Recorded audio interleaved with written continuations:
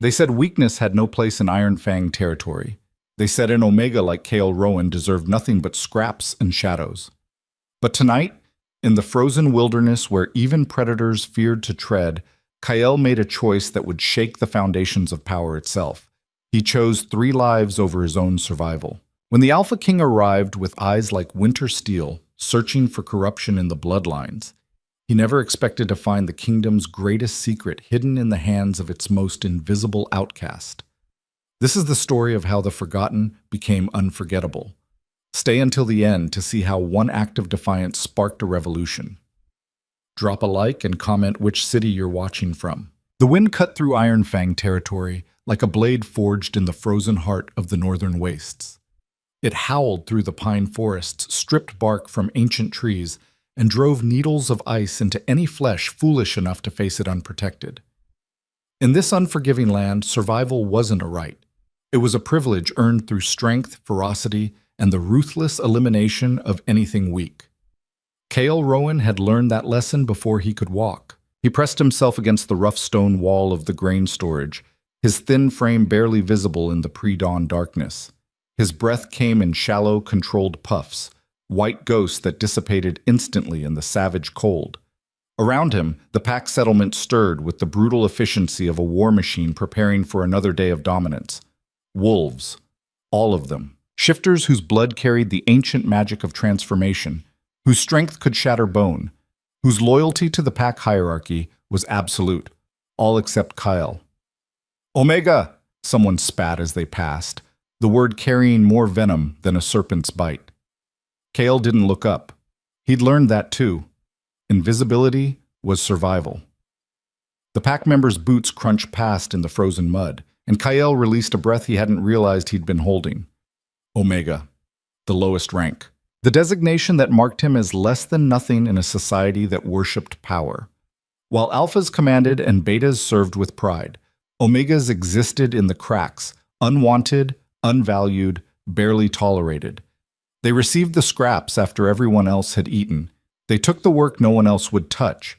They endured the contempt, the casual cruelty, the absolute certainty that their lives held no worth. Kyle had spent 23 years drowning in that contempt. His fingers, numb despite the worn gloves he'd scavenged from a trash heap, worked at the storage lock. It wasn't really locked. The pack leaders didn't waste security on grain stores everyone knew better than to steal from. The punishment for theft was swift and final. Kyle had witnessed 2 executions in his lifetime, both for stealing food. The pack leader, Victor Irenfong, believed in making examples. The door creaked open, a sound that made Kyle's heart hammer against his ribs. He froze, counting heartbeats, listening for any change in the settlement's morning rhythm. Nothing. Just the distant clang of the blacksmith's early fire being stoked, the rough laughter of guards changing shifts, the eternal wind. Inside, the smell of grain and dried provisions enveloped him. Kyle's stomach cramped with hunger. He'd eaten nothing but thin broth and moldy bread for 3 days, but he ignored it. His hands moved with practiced efficiency, filling a small cloth sack with grain, dried meat scraps that had been deemed too gristly for the pack's main meals, and a half loaf of bread that bore the green tinge of age. This wasn't for him. He was out and moving before his conscience could wage its familiar war. The sack tucked inside his threadbare coat, Kyle slipped between buildings like smoke, using the paths he'd memorized over years of making himself scarce. The settlement sprawled across a valley floor, rough timber buildings arranged in concentric circles around the great hall where Victor held court. The outer rings housed the Omegas, the laborers, the expendables. Kyle's home was barely a shack, 4 walls and a roof that leaked when it rained. He didn't go there. Instead, he moved toward the tree line, where civilization bled into wilderness and the pack's iron control gave way to older, wilder rules. The forest began abruptly, as if the trees themselves wanted nothing to do with the settlement. Kyle glanced back once, a habit born of paranoia, and saw the smoke rising from morning fires, heard the first bell calling workers to their duties. He had perhaps an hour before his absence would be noted. An hour before someone would come looking for the Omega who was supposed to be hauling water from the frozen creek, or mucking out the stables, or performing whatever degrading task had been assigned to him that day. Kyle ran. The forest swallowed him whole. Here, Beneath the ancient pines and bare oaks, the wind's fury lessened to a constant moan. Snow lay thick on the ground, unmarred except for animal tracks, deer, rabbits, and the larger prints of predators that hunted these woods. Kael followed a path only he knew, marked by subtle signs he'd learned to read. A broken branch here, 3 stones stacked there, a strip of cloth tied to a low-hanging limb. 20 minutes of hard running brought him to the hollow. It was a natural formation, a place where 3 massive boulders had tumbled together in some ancient catastrophe, creating a sheltered space beneath their bulk. Snow had drifted against the entrance, concealing it from casual view. Kael's hands trembled, from cold or anticipation he couldn't tell, as he brushed the snow aside and crawled into the darkness. 3 pairs of eyes gleamed in the shadows. "Hey," Kael whispered, his voice cracking with emotion he usually kept buried. "I'm here. I brought food." The wolf pups emerged cautiously, their movements still uncertain despite the weeks Kael had been feeding them. They were perhaps 3 months old enough to be weaned but far too young to survive alone. Their fur, which should have been thick and lustrous, hung loose on frames too thin. Ribs showed beneath their coats. Their eyes held the same wariness Kael saw in his own reflection, the knowledge that the world was hostile, that survival meant constant vigilance. The largest of the 3, a male with fur the color of storm clouds, approached first. Kael had named him Ash, though he'd never spoken the name aloud. Names implied attachment, and attachment was dangerous. Still, as Ash's cold nose pressed against Kael's palm, he felt something warm unfold in his chest, something that had no place in Ironfang territory. "Hope. I know you're hungry," Kael murmured, dividing the food into 3 portions. The other 2 pups, a female with fur like autumn rust and another male, smaller and paler, crept forward. Kael had named them Ember and Ghost. "Eat slowly. I'll be back tomorrow." He watched them devour the food with single-minded intensity. They didn't fight over it, didn't compete.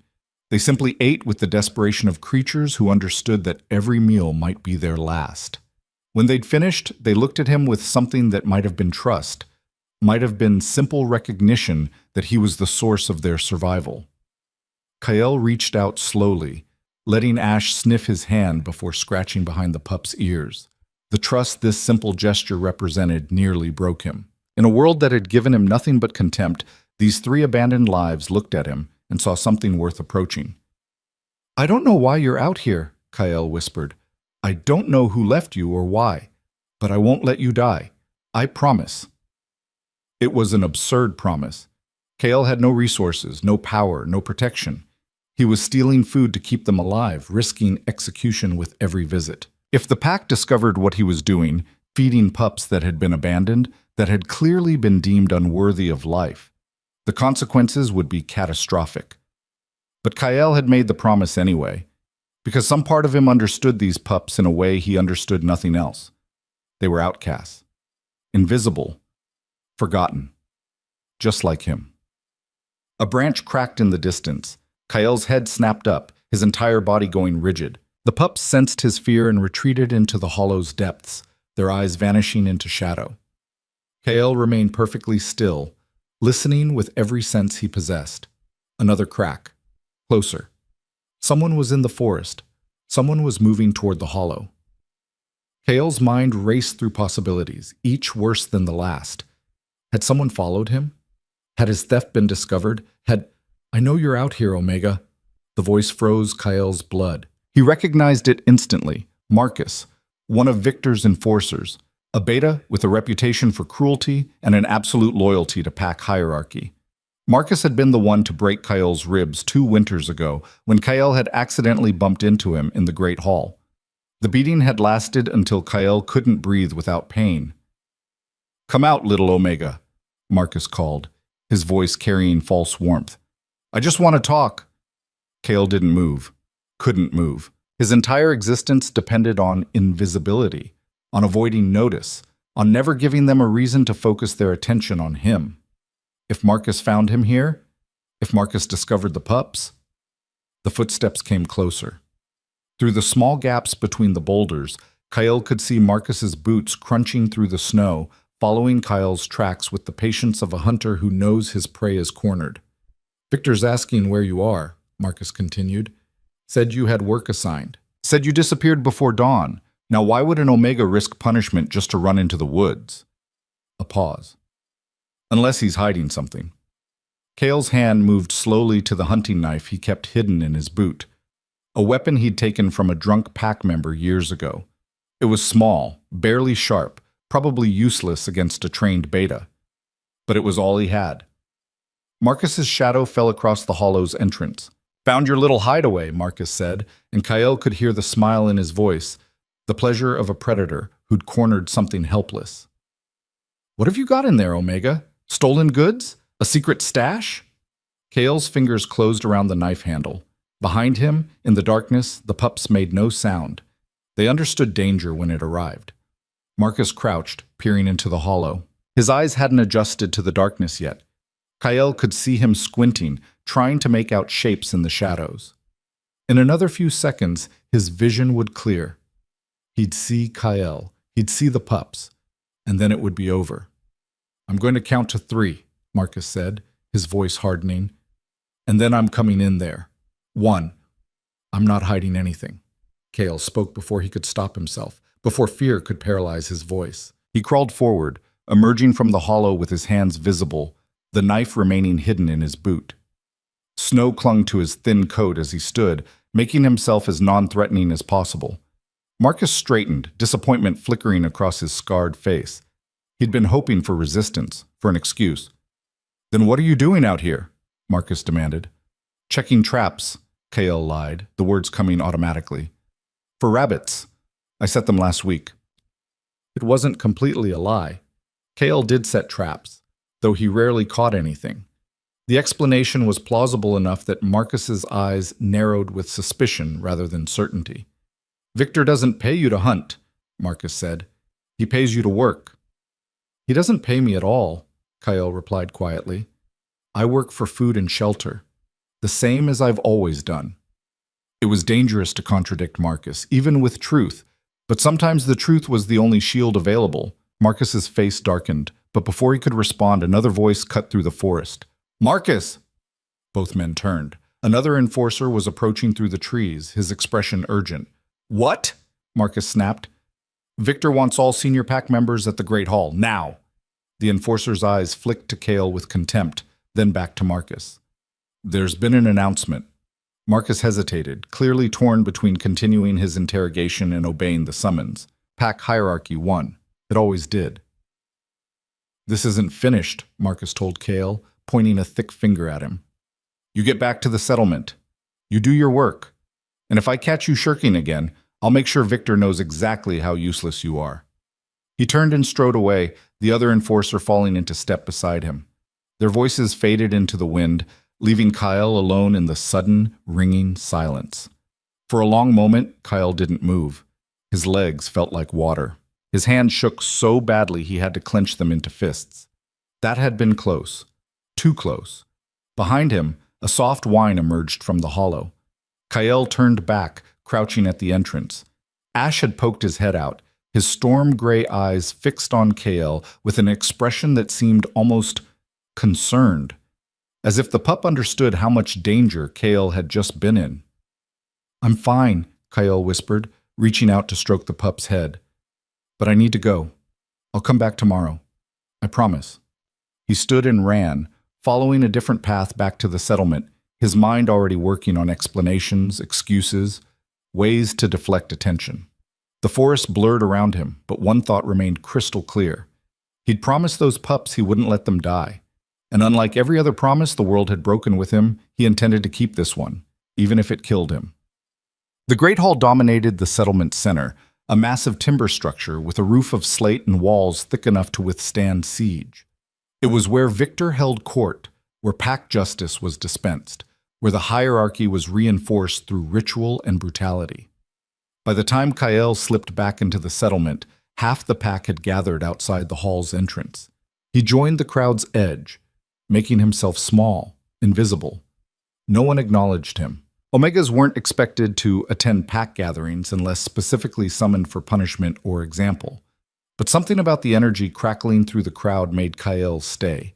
The pack members whispered among themselves, their voices carrying an unusual tension. Fear? Anticipation? Kyle couldn't tell. The hall's doors opened. Victor Ironfang emerged first, a massive alpha in his prime, his hair gray at the temples but his strength undiminished. He'd led the pack for 30 years through conquest, intimidation, and the ruthless elimination of rivals. His eyes swept the crowd with the casual arrogance of absolute power. Behind him came the pack's elite, enforcers like Marcus, the advisors, the strongest alphas and betas. They formed a semicircle at the hall's entrance, a wall of power that reminded everyone exactly where they stood in the hierarchy. And then, last to emerge, came someone Kyle had never seen before. The stranger moved with a predator's grace, his tall frame wrapped in a dark traveling cloak that seemed to absorb light. When he pushed back his hood, revealing features carved from granite and eyes the color of winter storms, the crowd's whispers died instantly. Kyle felt something primal twist in his gut, a recognition that came from some deep, instinctual place. This wasn't just another alpha. This was something more. Something that made every nerve in Kyle's body scream both danger and an inexplicable, impossible pull. Victor raised his hand and absolute silence fell. "The Alpha King honors us with his presence," Victor announced, his voice carrying across the gathering. "Lucien Draven has come to Ironfang territory on royal business.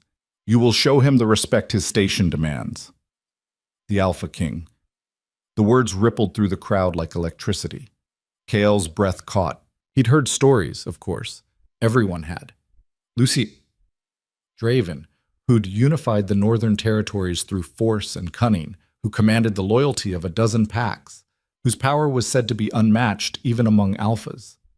Lucien's gaze swept the crowd, and for one impossible moment, his eyes met Kyle's. The world stopped. In that instant, Kale felt seen, truly seen, in a way he'd never experienced. Not with contempt, not with dismissal, but with an intensity that stripped away every defense, every carefully constructed wall of invisibility. Lucien's eyes narrowed slightly, as if he'd glimpsed something unexpected, something that didn't fit the obvious picture. Then the moment passed. Lucien looked away, his attention moving to Victor. "I'm here to investigate reports of corruption within your territory," Lucien said, his voice carrying absolute authority. "There have been irregularities, deaths that don't add up, bloodlines that have mysteriously ended. I intend to find the truth." Victor's smile didn't reach his eyes. "Of course, Your Majesty. Ironfang territory is an open book. We have nothing to hide." Liar, Kyle thought instantly. He didn't know what Victor was hiding, but he knew with absolute certainty that the pack leader was lying. You didn't survive as an invisible Omega without learning to read the subtle tells of power, the micro-expressions, the false confidence, the carefully controlled rage. Victor was afraid. "I'll be conducting interviews," Lucien continued, "starting with your senior pack members and working down the hierarchy. I expect full cooperation." "You'll have it," Victor assured him. As the crowd began to disperse, Kyle turned to slip away, but he felt it again, that pressure of being watched. He glanced back and found Lucien staring directly at him, those winter storm eyes fixed with unnerving focus. Kyle ran. He didn't stop until he reached the stables where his morning duties awaited. His hands trembled as he grabbed a shovel and began the mindless work of mucking stalls. But even as he worked, even as he tried to lose himself in the familiar rhythm of labor, he couldn't shake the memory of that gaze. The Alpha King had seen him, had truly, impossibly seen him, and Kyle had no idea what that meant. 3 days passed in a blur of tension and dread. The Alpha King's presence transformed the settlement. Lucien conducted interviews in the Great Hall, calling pack members one by one. Some emerged unscathed. Others looked shaken, their confidence stripped away by whatever questions Lucien had asked. Rumors spread like wildfire, that Lucien could sense lies, that he had sources inside the pack, that he knew secrets no outsider should know. Victor maintained his facade of cooperation, but Kyle noticed the way he watched Lucien, the way a wolf watches a rival who might challenge for dominance. Kyle kept his head down and his routine unchanged. Each morning before dawn, he stole food and ran to the hollow to feed the pups. They were growing stronger, their movements more confident, their trust in him deepening. Ash had started following Kael back toward the tree line, reluctant to let him leave. Ember had begun making small, playful sounds. Ghost, the smallest and most cautious, had finally eaten directly from Kael's hand. Each small victory felt both precious and terrifying. The stronger they grew, the harder it would be to keep them hidden. The more attached Kael became, the more he had to lose. On the fourth morning, Kael arrived at the hollow to find the pups agitated. They paced in tight circles, their ears flat against their heads, low whines emerging from their throats. Kael knelt, distributing the food, but they barely touched it. Something had frightened them. "What is it?" Kael whispered, scanning the forest. Everything looked normal. Snow-covered trees, the eternal wind, the weak dawn light filtering through branches. But the pup's instincts were sharper than his. If they sensed danger... A twig snapped behind him. Kael spun, his hand going to his boot knife, and found himself face to face with the Alpha King. Lucien stood 10 feet away, his dark cloak dusted with snow, his expression unreadable. He must have followed Kael from the settlement, must have tracked him through the forest with the silent skill of an apex predator. They stared at each other in frozen silence. Behind Kael, the pups had gone absolutely still, their survival instinct recognizing a threat far beyond their ability to fight. Kael's mind raced through possibilities, each ending in disaster. He could try to lie, to deflect, but looking into those winter storm eyes, he knew lies would be useless. "These are the pups you've been feeding," Lucien said finally. Not a question. A statement. Kael said nothing. His throat had closed around words. All he could do was position himself between Lucien and the hollow, a futile gesture of protection that wouldn't stop an Alpha King for even a moment. Lucien took a step closer, and Kael tensed, but the Alpha King didn't move toward the pups. Instead, he studied Kael with that same unnerving intensity from the first day. "You're an Omega," Lucien said slowly, as if working through a puzzle. "You have no status, no resources, no protection. Yet you risk execution to feed 3 abandoned wolf pups." He tilted his head. "Why?" The question hung in the cold air between them. Kael could feel the pup's fear radiating from the hollow, could hear his own heartbeat pounding in his ears. Every instinct screamed at him to submit, to lower his eyes, to make himself even smaller in the presence of such overwhelming power. But something else rose up in him, something that had been growing since the first day he'd found the pups, since the first moment he'd chosen their lives over his own safety. Defiance. "Because no one else would," Kael said quietly. His voice didn't shake. "Because they were left to die, and that's not right." Lucien's eyes narrowed. "In this territory, the weak don't survive. That's not cruelty. That's nature." "That's bullshit," Kael said, and immediately realized what he'd done. You didn't contradict an Alpha King. You didn't challenge power with nothing but words. But he'd already started, and some part of him refused to stop. Strength isn't just about who can fight the hardest. These pups, he gestured behind him, without taking his eyes off Lucien. They're survivors. They've lived this long against impossible odds. That's strength too. Silence stretched between them, brittle as ice. Kael waited for the attack, for the punishment, for the end. Instead, Lucien did something unexpected. He smiled. It wasn't a kind smile. It was the smile of a predator who'd found prey that finally offered interesting resistance. "Show me," Lucien said. "What?" "The pups. Show me what you think is worth dying for." Kael hesitated, every survival instinct warring against trust. But what choice did he have? Lucien had already found them, already knew. The only question was whether he'd kill them immediately or let Kael say goodbye first. Slowly, moving with exaggerated care, Kael turned and knelt at the hollow's entrance. "It's okay," he whispered to the terrified pups. "Come here. Let him see you." For a terrible moment, nothing happened. Then Ash, brave foolish Ash, crawled forward, his storm-gray eyes fixed on Lucien with a mixture of fear and defiance that mirrored Kael's own expression. Ember followed, then Ghost, the 3 of them pressing against Kael's legs as if he could somehow shield them from what came next. Lucien approached slowly, his movements controlled, non-threatening. He knelt in the snow a few feet away, bringing himself down to their level. His eyes moved over each pup with the focus of someone conducting an examination. Then his expression changed. The casual interest vanished, replaced by something harder, sharper. Lucien leaned forward, his nostrils flaring as he scented the pups. His eyes widened fractionally, the first true emotion Kael had seen from him. Impossible, Lucien breathed. What? Lucien's gaze snapped to Kael. Where did you find them? Here, in this hollow, about 6 weeks ago. They were barely alive. Who else knows about them? The urgency in Lucien's voice sent alarm skittering down Kael's spine. No one. Just me. I've kept them hidden. Why? What's wrong? Lucien stood abruptly, his hand going to the sword at his hip, not drawing it, but resting there as if preparing for violence. His eyes scanned the forest with predatory alertness.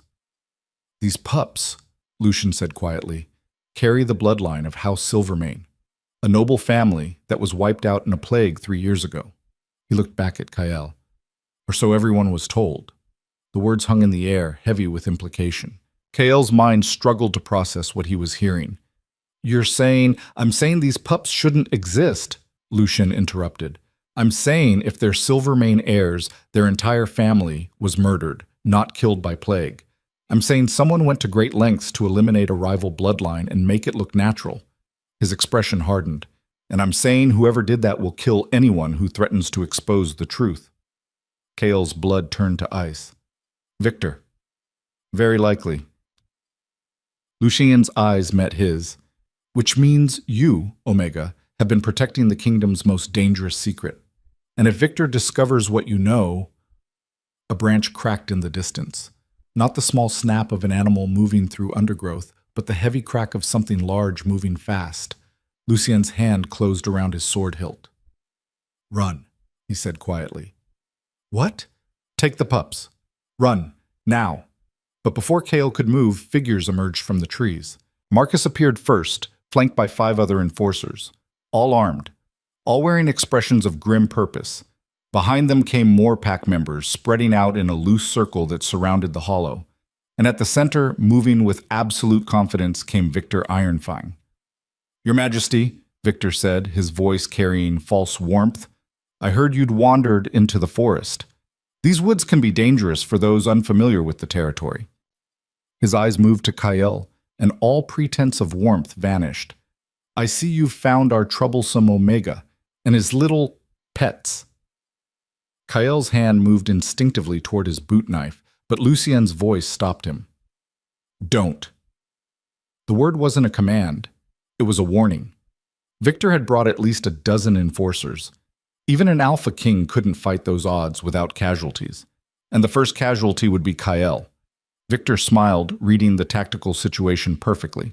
It seems we have a problem, Your Majesty. This Omega has been stealing from pack resources, feeding strays in violation of territory law. Such behavior demands correction. He gestured to Marcus. Take him. No, Lucien said quietly.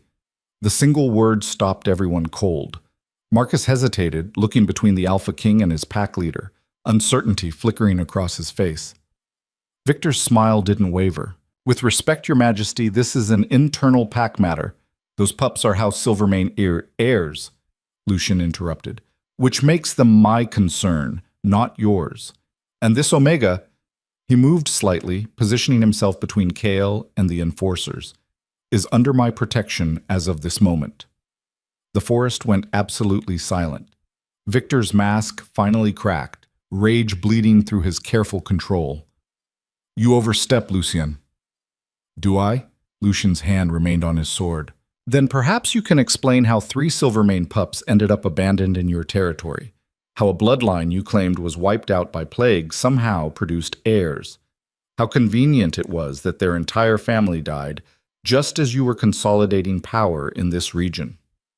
You're accusing me of murder? Victor's voice dropped to a growl. Based on the ravings of an Omega and 3 mongrel pups? I'm accusing you of treason, Lucien corrected. Of eliminating a noble house to expand your territory. Of poisoning children and leaving them to die. Shall I continue?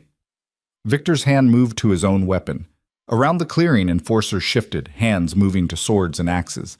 The math was simple and brutal. One Alpha King against a dozen armed warriors. No matter how powerful Lucian was, those odds would end in blood. And Kael, standing between them with 3 terrified pups pressed against his legs, understood with crystal clarity that he was about to die. But then something strange happened. As Victor's warriors prepared to attack, as the forest held its breath waiting for violence, Kael felt something shift inside him. It started as warmth in his chest, a sensation he'd never experienced before. The warmth spread through his body, filling spaces he hadn't known were empty, igniting nerves he'd thought long dead. Power. It wasn't transformation. Kael had never been able to shift, had accepted years ago that his Omega blood was too weak to carry that magic. But this was different. This was something else entirely. It flowed through him like liquid fire, demanding release, demanding recognition, demanding respect. "Stand down," Kael said. His voice came out different, deeper, resonant with authority that shouldn't exist in an Omega's throat. The command rippled outward like a physical force, and impossibly, miraculously, Victor's enforcers hesitated. Marcus actually took a step back, his eyes widening with confusion. Lucian turned to stare at Kael, his expression shifting through shock to recognition to something that might have been satisfaction. "Well," the Alpha King said quietly, "that explains quite a bit." The Victor's face had gone pale. "Impossible! He's an Omega! He can't—" "Can't what?" Kael interrupted, and the power in his voice grew stronger. He didn't understand what was happening, didn't understand where this strength came from, but he recognized truth when it poured through him. "Can't have royal blood? Can't carry power you tried to erase?" The words came from somewhere deep, somewhere ancient, as if his body remembered things his mind had forgotten. "You were supposed to die!" Victor snarled, abandoning all pretense. "You and your entire cursed family. I made sure of it. Poison in the food, enough to kill everyone at that feast.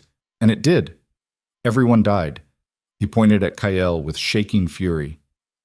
"You were dead. I saw your body burned with the others." Kael's world tilted.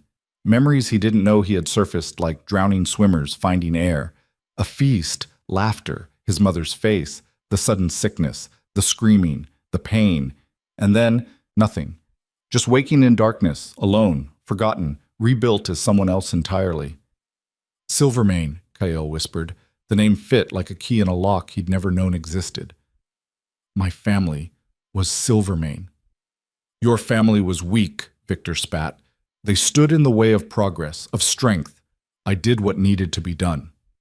"You committed treason," Lucian said coldly. "You murdered nobles under your protection. You destroyed a bloodline to expand your power. And now—" His sword cleared its sheath in a movement too fast to follow. "You'll answer for it." Victor's laugh was bitter. "You think you can take us all? You're good, Draven, but you're not that good." He raised his hand, preparing to signal the attack. "Kill them, all of them. The King, the Omega, the Pups. Leave nothing that could challenge." Kael moved. He didn't think, didn't plan. He simply acted on instinct older than memory. The power that had been building inside him erupted outward, not as violence, but as pure, undiluted presence. It crashed over the clearing like a tidal wave, and Victor's enforcers stumbled backward as if physically struck. In that moment of chaos, Lucian moved. The Alpha King's sword became a silver blur. He covered the distance to Victor in 2 strides, blade singing through cold air. Victor managed to draw his own weapon, managed to bring it up in defense, but he was off balance, disrupted by whatever force Kael had unleashed. Their swords met with a clang that echoed through the forest. Victor was powerful, experienced, fighting for his life. But Lucien fought with the cold precision of justice delivered, and he was relentless. The battle lasted less than a minute. Lucien's blade found its mark. Not a killing blow, but a deep cut across Victor's sword arm that sent his weapon flying. Victor fell to one knee, his face contorted with rage and fear. "It's over," Lucian said quietly. Victor looked up, his eyes burning with hatred. "This changes nothing. The pack will never follow an Omega, even one with cursed Silvermane blood. They'll tear him apart the moment you leave." "Then I won't leave," Lucian replied. He turned to the assembled enforcers, his voice carrying absolute authority. Victor Ironfang is charged with treason and the murder of House Silvermane. He will be taken to the capital for trial and execution. Any who stand with him will share his fate. His eyes swept the crowd. Choose wisely. One by one, weapons lowered. One by one, enforcers stepped back, distancing themselves from their fallen leader. Pack loyalty was strong, but it didn't extend to dying for a traitor. Marcus was the last to lower his blade. His eyes met Kael's across the clearing, and for the first time there was no contempt in that gaze. Just uncertainty. Just the dawning recognition that the world had shifted beneath their feet. Kael stood frozen, the pups pressed against his legs, his entire body shaking with exhaustion. The power that had filled him moments ago had drained away, leaving him hollow and weak. He would have fallen if Ash hadn't pressed harder against him, solid and warm and real. Lucien sheathed his sword and walked toward Kael. When he reached him, the Alpha King did something that would be talked about in Ironfang territory for generations. He knelt. Kael Silvermane, Lucien said formally. Last surviving heir of a noble house, you have shown courage beyond measure and protected those who could not protect themselves. I pledge the crown's protection to you and to these heirs you've safeguarded. Kael's throat closed around words. Tears he'd held back for 23 years burned behind his eyes. I don't understand. How am I alive? How did I survive the poison? I don't know, Lucien admitted. But we'll find out. Together. He stood, offering his hand. Come. We have much to do. A pact to stabilize, a traitor to sentence, a future to build. Kael looked at that offered hand, the Alpha King's hand, extended to an Omega who'd been invisible, forgotten, erased. He took it. As Lucien pulled him to his feet, as the pack watched in stunned silence, as 3 wolf pups emerged fully from their hollow to stand beside the 2 most powerful figures in their world, Kael felt something he'd never felt before. Not hope, not quite yet, but possibility. The possibility that survival could become something more, that invisibility could transform into presence, that the forgotten could be remembered. And as the sun rose fully over Ironfang territory, painting snow and pine in shades of gold, Kael Rowan, Kael Silvermane, took his first step into a future he'd never imagined. A future where 3 abandoned pups and 1 invisible Omega would reshape the meaning of power itself. The walk back to the settlement felt like marching toward execution. Kael moved in a daze, the 3 pups pressed close to his legs, their warmth the only thing keeping him grounded in reality. Lucien walked beside him, one hand resting casually on his sword hilt, a gesture that looked relaxed but fooled no one. Behind them, Victor stumbled forward with his hands bound, flanked by 2 of Lucien's personal guards, who had emerged from the forest at their king's signal. The rest of the pack followed at a distance, their whispers carrying on the wind like the hiss of serpents. Marcus kept pace with the main group, his eyes never leaving Kael. The enforcer's expression had shifted from contempt to something far more dangerous, uncertainty mixed with calculation. Kael recognized that look. He'd seen it on the faces of pack members who were reassessing their allegiances, weighing survival against loyalty. The settlement appeared through the trees and Kael's stomach twisted. Every step closer felt like walking deeper into a trap. The news would spread fast. Victor arrested, an Omega revealed his nobility, the entire pack hierarchy thrown into chaos. By nightfall, everyone would know. And not everyone would accept what had happened in that forest clearing. Keep walking, Lucien said quietly, sensing Kael's hesitation. Show no fear. They're watching to see if you'll break. I'm not noble, Kael whispered back. I don't know how to be what you're saying I am. You've survived 23 years in a pack that wanted you dead. You've protected 3 lives at the cost of your own safety. You've faced down a corrupt alpha with nothing but courage. Lucien glanced at him, those winter storm eyes sharp with assessment. You're more noble than half the titled fools I deal with at court. The words should have been comforting. They weren't. They were a weight settling on Kael's shoulders. Expectations he had no idea how to meet. A role he'd never asked for. A future that terrified him more than his invisible past. They entered the settlement to find half the pack already gathered in the central square. Word had traveled faster than Kael expected. Faces turned toward them, expressions ranging from shock to anger to barely concealed hostility. Kale felt the weight of their stares like physical blows. "Make way for the Alpha King," one of Lucien's guards commanded, his voice cutting through the growing murmur of voices. The crowd parted reluctantly, creating a corridor toward the great hall. As Kyle passed, he heard the whispers clearly now, no longer muffled by distance or forest sounds. "That's impossible. He's an Omega. Victor wouldn't commit treason. This is some kind of trick. Those pups are strays, nothing more. Silvermane? The family that died years ago? This is insane." Each word was a knife, but Kyle kept his eyes forward, kept walking. Ash pressed closer against his right leg, Ember against his left, Ghost trailing just behind. The pups sensed the hostility, their bodies tense and ready to bolt. But they stayed with Kyle, trusting him to lead them through danger just as he'd led them to food and safety these past weeks. That trust gave Kyle the strength to keep moving. The great hall loomed before them, its massive doors standing open like the mouth of some enormous predator. Inside, Lucien's remaining guards had already secured the space, their presence a clear message.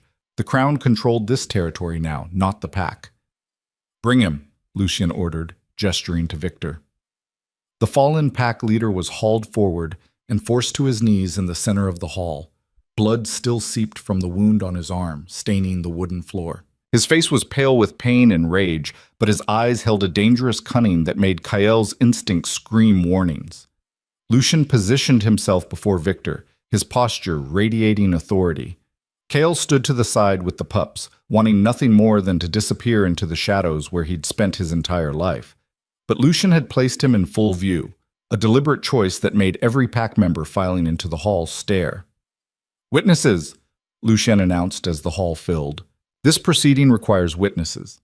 Let it be known that on this day, Victor Ironfang stands accused of treason against the Crown, conspiracy to murder nobles under his protection, and the attempted genocide of House Silvermane." His voice carried to every corner of the hall. "The penalty for such crimes is death." A ripple of shock moved through the assembled pack. Some looked satisfied. Victor had ruled through fear, and fear bred secret resentments.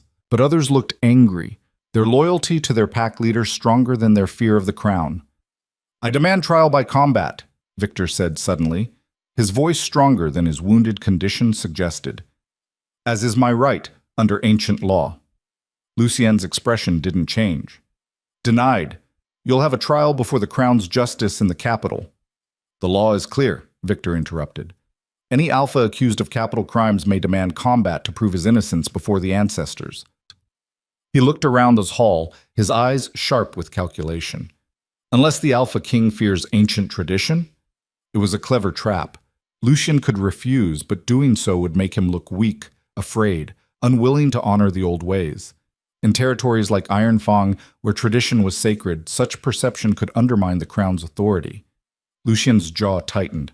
"Very well. Trial by combat. Trial by coup. You may choose a champion to fight in your stead, as your injury prevents—" "I choose myself," Victor said, climbing to his feet despite his bound hands. "Unbind me. Give me a weapon. Let's settle this the way our ancestors intended, with blood and honor." "You'll die," Lucien said flatly. "Perhaps." Victor's smile was cold. "Or perhaps the ancestors will prove me right. Either way, the pack will accept the outcome. Can you say the same about dragging me to your capital for some political show trial?" Silence filled the hall.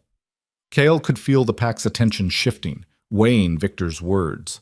The bastard was right. A combat trial would be accepted in a way a distant execution never would. These were wolves who respected strength above all else. They would honor the result of combat, even if they despised the victor. "I accept your challenge," Lucien said after a long pause.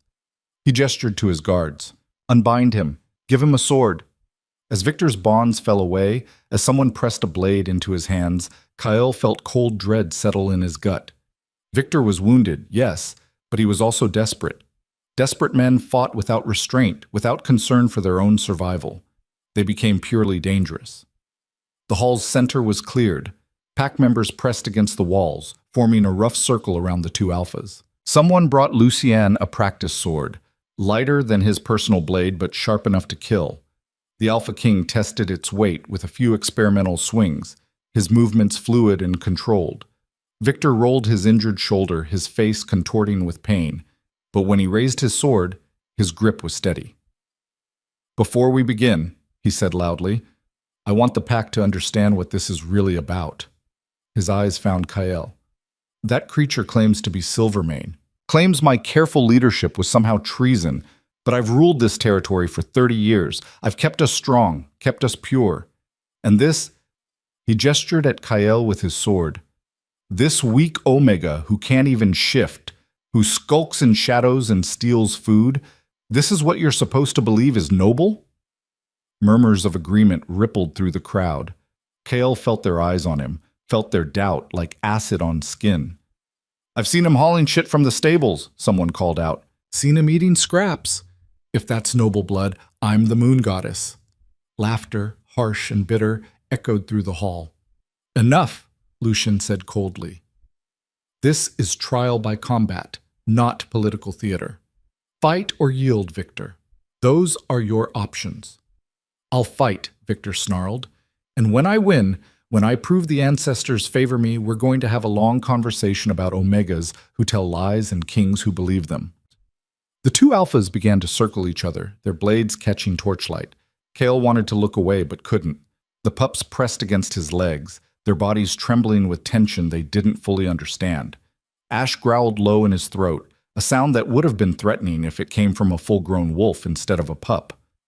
Lucien struck first, a testing blow that Victor parried easily despite his injury. They exchanged several more strikes, the ring of steel on steel filling the hall. Victor fought with the aggression of someone who had nothing to lose, pressing forward, using his larger frame to try to overwhelm Lucian's defense. But Lucian fought with precision. Every block was economical, every counterstrike calculated. He was reading Victor's pattern, learning his rhythm, waiting for the perfect opening. It came 30 seconds into the fight. Victor overextended on a downward slash, his injured arm betraying him for just a moment. Lucien's blade darted forward like a striking snake, catching Victor's sword hand. The blade skittered across the floor as Victor stumbled backward, clutching his bleeding hand. The fight should have been over. But Victor wasn't finished. He charged forward with a roar, abandoning his weapon, using his sheer size and strength in a last desperate gambit. He crashed into Lucian, driving them both to the ground in a tangle of limbs. His hands found Lucian's throat, squeezing with the desperation of a dying man. Lucian's face darkened as his air cut off. His hands came up, trying to break Victor's grip, but the angle was wrong, the leverage favoring the man on top. Kael moved without thinking. He crossed the space in 3 running steps, his boot knife clearing its sheath. He didn't aim for Victor's body. That would just make the man angry. Instead, he drove the small blade deep into the pressure point behind Victor's knee, the spot he'd learned about from watching pack members practice combat. Victor's scream of pain was inhuman. His grip on Lucian's throat released as his leg gave out. He rolled away, clutching his knee, blood pouring between his fingers. Lucian gasped for air, his face flushed. He grabbed his fallen sword and stood, moving to where Victor writhed on the floor. "Yield," Lucian commanded, his voice hoarse but firm. Victor looked up at him, then at Kael, then back to Lucien. Something in his expression shifted, acceptance mixed with hatred. "I yield," he rasped. Silence filled the hall. Then Lucien raised his sword and drove it through Victor's heart. The former pack leader's body went rigid, then slack. Blood pooled beneath him, spreading across the wooden floor in a dark stain that seemed to absorb light. Lucien withdrew his blade and cleaned it on Victor's shirt before sheathing it. "Trial by combat is concluded," Lucien announced. "The accused was found guilty by the ancestors' judgment and has paid the price of his treason." He turned to face the assembled pack. "Victor Ironfang is dead. His corruption died with him. This territory will be reorganized under new leadership, accountable to the crown and to the laws that protect all bloodlines, noble and common alike." The pack members stared in shock. Some looked satisfied. Others looked lost. Their entire understanding of the world shattered in the space of minutes. Marcus stepped forward and Kael tensed, but the enforcer's expression was neutral, carefully controlled. "Who leads Ironfang now?" he asked. "The pack needs a leader." The pack needs stability, Lucien corrected, which is why I'm appointing a temporary regent until proper leadership can be established. He turned, and Kael's stomach dropped as he realized who Lucien was looking at. Kael Silvermane will oversee day-to-day operations under Crown supervision. His decisions will carry my authority. The hall erupted. An Omega can't lead. This is madness. He has no experience, no strength, no right. Kael stood frozen, the knife still in his hand, Victor's blood on the blade. The pups pressed closer, sensing his panic. This was insane. He couldn't lead a pack. He could barely survive in one. Are you trying to destroy us? Marcus demanded, his voice cutting through the chaos. He's not qualified. He's not what? Lucian's voice was deadly quiet, and the hall fell silent again. Not strong. He protected 3 lives for weeks with nothing but courage and resourcefulness. Not brave? He stood between me and Victor's forces when any rational person would have run. Not worthy? He survived in a pack that wanted him dead for 23 years. Lucian's eyes swept the crowd. Most of you wouldn't last 23 days in his position. But he can't shift, someone protested. A leader needs to make decisions that benefit the pack over personal power, Lucien interrupted. Victor could shift. Victor was a proper alpha. And Victor poisoned children and left them to die. So perhaps we need a different definition of qualified. The logic was sound, but Kael could see it wasn't landing. The pack members' expressions remained skeptical, resistant. They'd accepted Victor's death because trial by combat was sacred, but accepting an Omega as their leader? That violated every instinct, every tradition, every belief they'd been raised with. I won't do it, Kael said quietly. Every eye turned to him. I appreciate what you're trying to do, Kael continued, looking at Lucien. But they're right. I'm not qualified. I don't know how to lead. You don't have a choice, Lucien said, and there was no warmth in his voice now, only authority. You're Silvermane, the last of your line. These pups, he gestured to Ash, Ember, and Ghost, are also Silvermane. That makes you responsible for restoring your house's honor and ensuring its future. You don't get to hide anymore. The words hit like physical blows. Kael wanted to argue, wanted to explain that he'd never asked to be found, never wanted to be nobility, never sought anything but survival. But looking at the 3 pups pressed against his legs, looking at their trust and their fear and their complete dependence on him, he understood something fundamental. He'd stopped having choices the moment he decided to feed them, the moment he prioritized their lives over his safety, the moment he stood between them and violence. That was what nobility meant, not titles or bloodlines, but the willingness to sacrifice for those who depended on you. Fine, Kael said, his voice steadier than he felt. I'll do it, but on one condition. Lucien raised an eyebrow. You're in no position to negotiate conditions. I'll do it if you stay, Kael countered. You said yourself this pack needs stability. They won't accept me without visible crown support. So stay. Help me figure this out. And when the territory is stable, when leadership can be properly transferred, then you can leave. It was a bold demand to make of an alpha king. Lucien had responsibilities across multiple territories, political concerns that extended far beyond one frontier pack. He should refuse. Instead, Lucien smiled, that predator's smile that never quite reached his eyes. Agreed. I'll stay until you're ready, or until you get yourself killed, whichever comes first. The pack members exchanged glances, their expressions ranging from disbelief to anger to resignation. But no one challenged the decision openly. They just watched their leader die. They'd seen Lucien's strength, seen Kael's strange power in the forest. Open rebellion would be suicide. But Kael could read the room well enough to know that compliance wasn't acceptance. They would follow orders because they had no choice. They would work because survival demanded it. But they would resist, undermine, and wait for any opportunity to prove that an Omega couldn't lead. Dismissed, Lucien ordered. Return to your duties. We'll convene tomorrow to discuss territory reorganization. The pack filed out slowly, their murmurs filling the hall like the buzz of angry insects. Marcus was the last to leave, his eyes meeting Kael's across Victor's corpse. You saved the king's life, Marcus said quietly.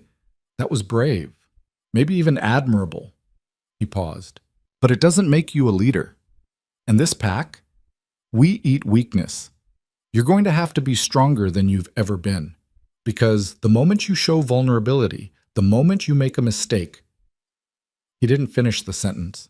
He didn't need to. Then he was gone, leaving Kael alone with Lucien, 3 wolf pups, and a dead body. Well, Lucien said after a moment, that went about as well as expected. They hate me, Kael said flatly. They fear you. That's different. Hate can be overcome. Fear can be useful. Lucien moved toward the hall's side entrance. Come, we need to secure quarters and figure out what other secrets Victor was hiding. The conspiracy to eliminate Silvermane involved more than just him. Kael followed, the pups trailing behind. His legs felt like water. His hands trembled with delayed shock. He'd just helped kill Victor. He'd been named temporary leader of a pack that despised him. His entire world had been turned inside out in the span of hours. And somewhere deep inside, beneath the fear and shock and overwhelming sense of inadequacy, a small voice whispered a truth Kael didn't want to acknowledge. This was just the beginning. The quarters Lucien's guards secured were Victor's former chambers, a suite of rooms that overlooked the settlement's central square. It felt wrong to occupy the dead man's space, but Lucien insisted. Symbolism matters, the Alpha King explained as his guards searched the rooms for hidden weapons or escape routes. The pack needs to see you occupying the leadership position, literally. Kael stood in the main chamber feeling small and out of place. The room was dominated by a massive bed covered in furs, a desk piled with territory documents, and weapons mounted on every wall. This was a space designed for power, for dominance. It fit Kael about as well as iron chains fit silk. The pups, at least, seemed unconcerned with symbolism. Ash immediately began exploring, his nose investigating every corner. Ember found a spot near the fireplace and curled up. Ghost stayed pressed against Kael's leg, his pale eyes watching the door with perpetual wariness. Found something? One of the guards announced. He was crouched near the desk, examining what looked like a hidden compartment. Documents. Correspondence. Some of it's in code.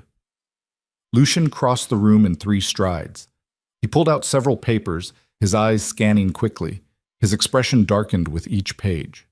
What is it? Kael asked. Proof, Lucien said quietly. Victor didn't act alone. He had support from at least 3 other pack leaders in neighboring territories. They saw House Silvermane as a threat to their expansion plans. He looked up, his winter storm eyes sharp. This goes deeper than I thought.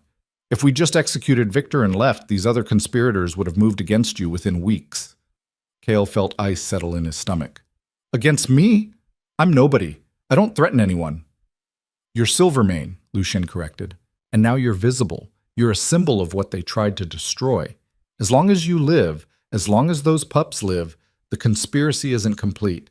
They have to eliminate you to be safe. Then let them think I died with Victor, Kael said desperately. Let me disappear. Take the pups somewhere safe and what? Lucien's voice was harsh. Spend your life running, hiding, letting the people who murdered your family win? He moved closer, his intensity almost physical. You survived for a reason. Those pups survived for a reason. You don't get to waste that by choosing cowardice now. It's not cowardice to want to live. It is when others are depending on you. The words hung between them, sharp as blades.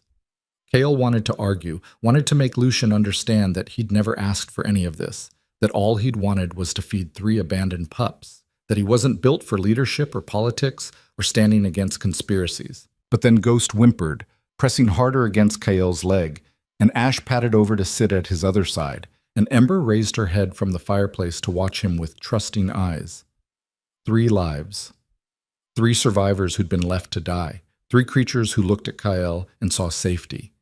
He couldn't abandon them, couldn't abandon what they represented. What do I do? Kael asked quietly, hating how lost his voice sounded. Lucien's expression softened fractionally. First, we identify Victor's co-conspirators. Then we bring them to justice before they can move against you. And while we're doing that, he gestured to the room full of documents. You learn. You study these territory records, understand how this pack operates, figure out where Victor's corruption runs deepest. You become what they think you can't be. And if I fail, then we all die, Lucian said bluntly. But I don't think you'll fail. I saw what you did in that clearing, that power, whatever it was, that came from you. You have something none of them expect. Use it. Cale wanted to explain that he had no idea what that power was, that it had felt as alien as it had natural, that he couldn't control or summon it at will. But Lucian was already moving to the door, already issuing orders to guards about securing the perimeter and investigating Victor's associates. Kyle was left alone with the pups and a room full of a dead man's secrets. He spent the next several hours trying to make sense of Victor's documents. The papers were a maze of territorial agreements, resource allocations, and coded correspondence that made Kyle's head spin. He'd never been taught to read formal documents, had learned his letters from scraps of text he'd found in trash heaps. This was beyond his limited education. But he tried. Because what else could he do? Night fell, bringing with it a bone-deep exhaustion that made every movement feel like wading through mud. Cale fed the pups from provisions the guards had brought, then collapsed onto Victor's massive bed, fully clothed. The pups joined him immediately. Ash at his right side, Ember at his left, Ghost curled against his chest. Their warmth, their trust, their simple presence was the only thing keeping Kyle from complete panic. He'd just started to drift towards sleep when a knock sounded at the door. Kyle sat up instantly, his hand moving toward the boot knife that had become his constant companion. "Who is it?" "Marcus." The enforcer's voice sent alarm shooting through Kyle's exhausted mind. He considered not answering, but that would show weakness, and weakness, as Marcus had made clear, would be fatal. "Come in," Kyle called. Marcus entered, closing the door behind him. He wore no weapons, his hands visible and empty, a gesture of non-hostility that didn't make Kyle feel any safer. The enforcer's eyes swept the room, taking in Kyle surrounded by pups, the scattered documents, the obvious signs of someone completely out of their depth. "Can't sleep?" Marcus asked. "What do you want?" Kale countered, not answering the question. Marcus pulled a chair from the desk and sat, his movements deliberate and unthreatening. "To talk. Off the record. No guards listening, no Alpha King present, just two pack members having a conversation." "We're not equals," Kyle said flatly. "You made that clear every day for years." "True." Marcus's expression was unreadable. "I treated you like shit, made your life harder than it needed to be. Followed Victor's example because that's what you did in this pack. You followed the Alpha's lead, or you became the next target." He paused. "But Victor's dead now, and I'm trying to figure out if following you is going to get me killed." The honesty was unexpected. Kale studied Marcus's face, looking for the trick, the trap, the hidden cruelty. But the enforcer just looked tired and uncertain. "Why would following me get you killed?" Kale asked. "Because half the pack thinks you're a fraud," Marcus said bluntly. "They think Lucian is using you for some political game. They think the moment the Alpha King leaves, they can eliminate you and return to proper leadership." He leaned forward. "But the other half? They're scared. They saw what you did in that clearing. They saw power that shouldn't exist in an Omega. They're wondering if maybe, just maybe, you're something different." "Which half are you?" Kyle asked quietly. Marcus was silent for a long moment. "I'm the half that's smart enough to know the world just changed. Victor ruled through fear and tradition. That worked for 30 years. But fear breaks and traditions die. You? You survived what should have killed you. You protected lives when it was easier to let them die. You stood up to an Alpha King and made demands." He shook his head slowly. "That's not weakness. I don't know what it is, but it's not weakness." Kyle felt something tight in his chest loosen slightly.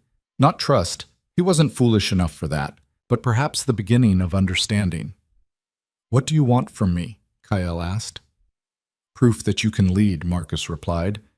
"Give me a reason to bet my life on you. Show the pack that you're more than Lucien's political puppet. Make a decision, a real one, that matters, and make it stick." He stood. "Do that, and I'll stand with you. Fail, and I'll step aside and let whatever happens happen." He moved toward the door, then paused. Victor kept a journal, hidden in the desk's false bottom, left side. It names names, Everyone involved in the conspiracy, everyone he paid off, everyone who helped him. Marcus glanced back. Might want to read it before Lucy Xian finds it. Some of those names, they're people you'll need if you want to survive. Exposing them all might feel righteous, but it'll also leave you with no allies. Then he was gone, leaving Kael with a choice that felt impossible. Kael crossed to the desk and found the false bottom exactly where Marcus said it would be. Inside was a leather-bound journal filled with Victor's neat handwriting. Page after page of conspiracy, corruption, bribes, and murder. Names Kael recognized, pack members he'd seen every day, people who'd treated him with contempt, but who Victor had controlled through blackmail and fear. Lucien would want this journal, would use it to root out every trace of corruption, to bring everyone to justice. But Marcus was right. Exposing everyone named here would leave Kael completely isolated. These weren't just conspirators. They were skilled pack members whose expertise would be needed to keep the territory functioning, the blacksmith who'd helped dispose of evidence, the healer who'd falsified death records, the tracker who'd helped hunt down fleeing Silvermane survivors. All guilty, all potentially useful. Kael sat at the desk, the journal open before him, and made his first real decision as temporary pack leader. He tore out 3 pages, the ones that named the pack members who'd been coerced rather than willing participants, who Victor had controlled through threats to their families. These people had committed crimes, yes, but they'd done so to protect loved ones. That was different than Victor's willing collaborators. The rest of the journal he left intact for Lucien. It was a compromise. It was probably wrong by any objective measure of justice, but it was also practical, strategic, and gave him potential allies among people who would otherwise see him as a threat. It was leadership. Kael returned to bed, the journal hidden under his pillow, his mind racing too fast for sleep. The pups had barely stirred during Marcus's visit or Kael's deliberations. They trusted him completely, believed he would keep them safe no matter what. That trust was terrifying, because Kael had no idea if he could actually deliver on the promise it represented. Dawn came too fast, bringing with it a summons to the Great Hall. Lucien had called a full pack assembly, every adult member required to attend. As Kael entered with the 3 pups trailing behind him, he felt the weight of hundreds of eyes settling on him like chains. The hall was packed. Pack members lined the walls, filled the benches, crowded the standing spaces. Their expressions ranged from curious to hostile to carefully neutral. At the front, Lucien stood on the raised platform where Victor used to hold court. Beside him stood several of his guards and a woman Kael didn't recognize, tall, severe, carrying herself with the authority of someone accustomed to power. "Kael," Lucien called, "join me." Every step across that hall felt like walking through fire. Whispers followed Kael, words just barely audible. "Look at him, still dressed like a beggar. Those pups are pathetic. What kind of heirs? This is a joke, an Omega plane at nobility." Kael kept his eyes forward, kept walking. The pups pressed close, their presence a small comfort in an ocean of hostility. When he reached the platform, Lucien gestured for him to stand beside him, a position of honor that made the whispers grow louder. "Silence," Lucien commanded, and the hall fell quiet. "I've called this assembly to address the territory's immediate future. As you know, Victor Ironfang was found guilty of treason and executed according to ancient law. His death leaves a power vacuum that must be filled." "You appointed the Omega," someone called from the crowd. "We didn't agree to that." "Your agreement wasn't required," Lucien said coldly. "But your compliance is." Kael Silvermane acts with crown authority. His orders carry my weight. Anyone who challenges him challenges me. He let that sink in. However, I understand that trust must be earned, which is why today we'll be addressing one of Victor's most significant failures, and Kael will be leading the solution. Kael's stomach dropped. This wasn't what they'd discussed. Lucien hadn't mentioned any public test or challenge. The woman beside Lucien stepped forward. "I am Magistrate Helena Frost, appointed by the Crown to investigate territorial corruption. My examination of Victor's records has uncovered something disturbing." She held up a thick folder. "For the past 5 years, this pack has been systematically underreporting its resource yields to the Crown. Grain, timber, and ore all taxed at levels far below what was actually produced. Murmurs of unease rippled through the crowd. Victor kept 2 sets of books, Helena continued. The official records he submitted to the Crown and the real numbers. The difference, approximately 30% of total production, he kept for himself and his inner circle.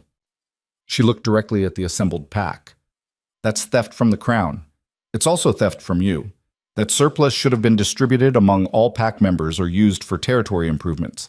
Instead, it enriched a few while the rest of you struggled. The murmurs grew louder, angrier. Kale could see the shift happening, pack members realizing they'd been cheated, that their hardships had been manufactured to benefit Victor's greed. The Crown demands repayment, Lucian said. 30% of 5 years' production, plus penalties. It's a debt that would cripple this territory for a generation. He paused, letting the magnitude sink in. Unless we find an alternative solution. Every eye turned to Kael. There's a way to satisfy the debt without destroying the territory, Lucien continued. But it requires making difficult decisions, accepting short-term hardship for long-term stability. And I'm putting Kael in charge of implementing it. He looked at Kael. You have the floor. Panic seized Kael's throat. He had no idea what Lucien was talking about. No plan, no solution. This was a setup, a test designed to prove Kael couldn't lead, couldn't make the hard choices required of someone in power. But as Kael looked at the assembled pack, as he saw their fear and anger and desperation, something clicked in his mind.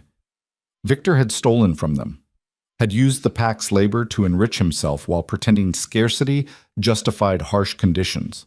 The solution wasn't complicated, it just required someone willing to be unpopular.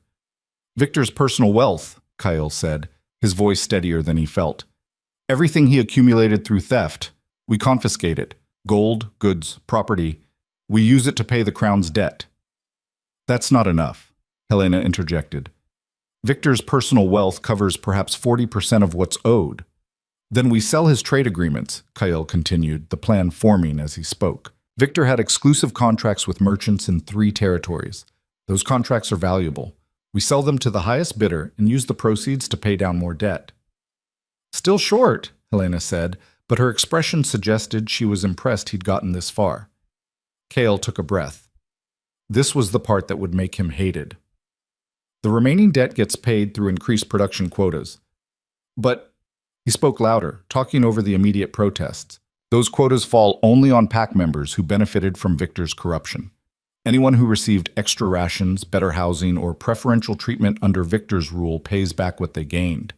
Everyone else continues at normal production levels. The hall erupted in chaos. Some pack members shouted approval, those who'd been at the bottom of Victor's hierarchy, who'd received nothing extra. But others roared their anger, Victor's favorites, who'd profited from corruption and now faced consequences. You can't punish us for following our alpha's orders, someone shouted. I'm not punishing anyone, Kael shot back. I'm asking those who benefited from theft to repay what they gained. The alternative is spreading the burden across everyone, including people who got nothing from Victor's corruption. You tell me which is fair. The logic was sound, but fairness and popularity weren't the same thing.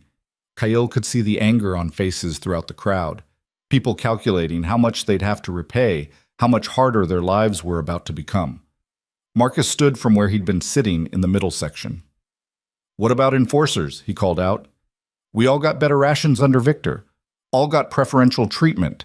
You asking us to pay that back? It was a test. Everyone knew it. The enforcers were the pack's muscle, the ones who kept order. Targeting them would be politically suicidal, but exempting them would make Kael's fairness a lie. Yes, Kael said simply. Everyone who benefited pays back. No exceptions. That includes enforcers, advisors, and anyone else who took more than their share. He met Marcus's eyes across the hall. If that makes you angry, be angry at Victor. He's the one who stole from the pack. I'm just making it right. Silence fell. Not the peaceful kind, but the tense silence before a storm. Then Marcus did something unexpected. He nodded. Fair enough, the enforcer said. I'll pay my share, and I'll make sure the other enforcers do the same. It wasn't quite an endorsement, but it was acceptance. And in that moment, Kael felt the balance in the hall shift fractionally. Not everyone was convinced, but some were reconsidering. wondering if maybe, just maybe, this Omega understood fairness better than Victor ever had. Lucian let the silence stretch, then spoke. The Crown accepts this repayment plan. Magistrate Frost will oversee implementation to ensure accuracy and fairness. This assembly is dismissed. The pack filed out, their expressions ranging from grudging acceptance to open hostility. But they were leaving quietly, following orders, accepting the new reality. Kyle had survived his first real test. Lucien waited until the hall emptied before turning to Kyle. That was well done. Not what I expected, but effective. You set me up, Kyle said quietly. You didn't tell me about this plan beforehand. Because you needed to respond authentically, Lucien replied. If I'd coached you, they would have seen it as my decision, not yours. This way, they know it came from you. They know you can think on your feet. He smiled slightly. And now they know you're willing to make enemies to do what's right. That's leadership. Kyle wanted to feel proud, wanted to believe he'd handled it well. But all he felt was exhausted and aware that he'd just made powerful enemies among people who already despised him. How long before someone tries to kill me? Kale asked. Probably tonight, Lucien said casually, which is why you'll have guards, and why you'll start learning to defend yourself properly. He glanced at the 3 pups who'd remained quiet throughout the assembly. All of you. Those pups need to learn to survive in this world, and you need to learn to survive leading them through it.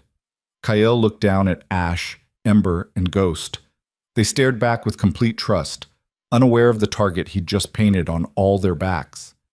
I need to tell you something, Kyle said quietly. He pulled Victor's journal from his coat. I found this last night. It's his conspiracy records. Names everyone involved. He hesitated, then pulled out the 3 torn pages. I removed these. They're pack members who were coerced, not willing participants. You thought they might be useful as allies, Lucien finished. He took the journal and the torn pages, examining both. His expression was unreadable. You're learning faster than I expected, and making harder choices. He handed the torn pages back.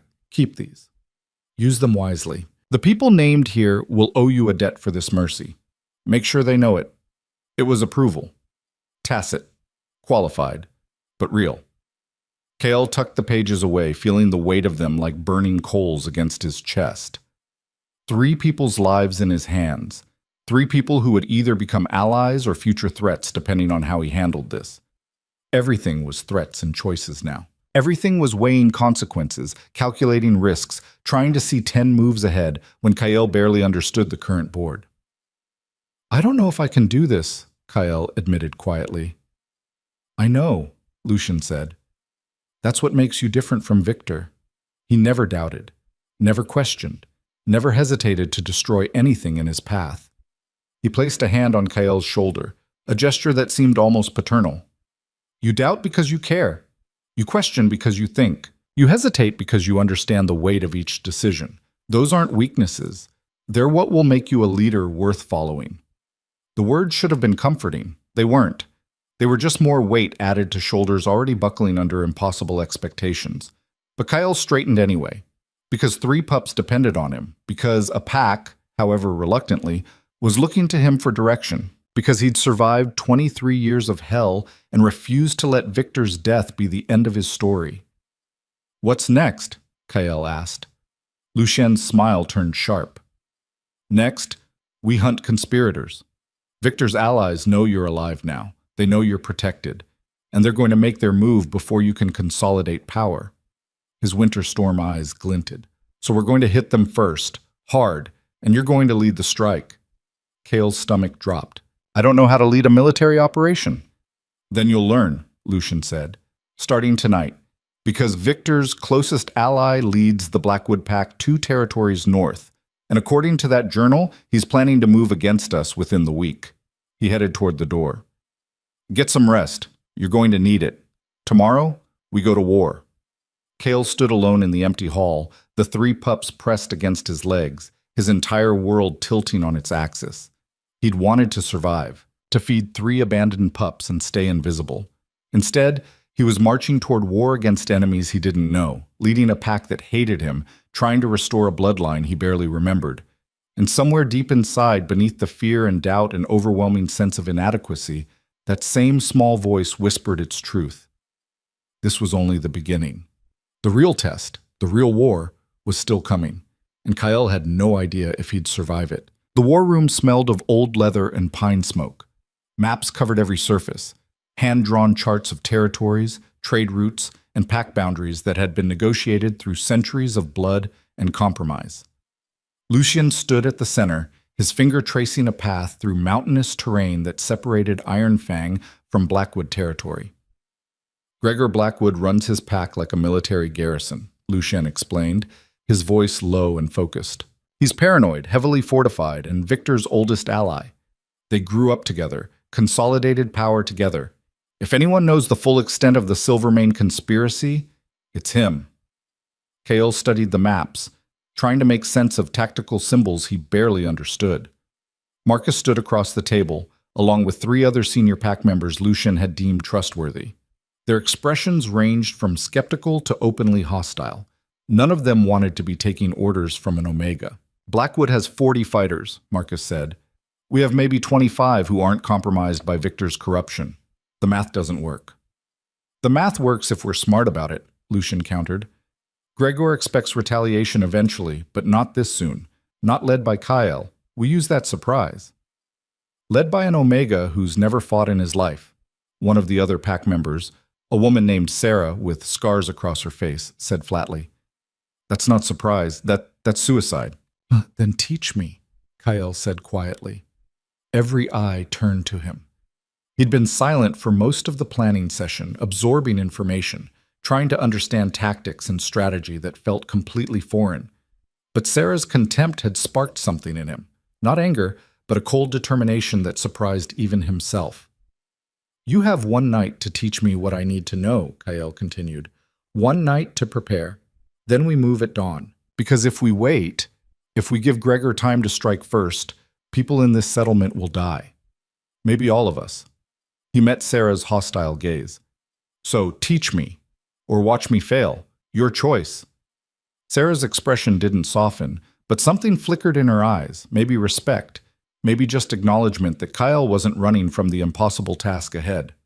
Fine, she said, but don't expect miracles. You can't learn in 1 night what takes years. Then I'll learn what I can, Kyle replied. The next 6 hours were brutal.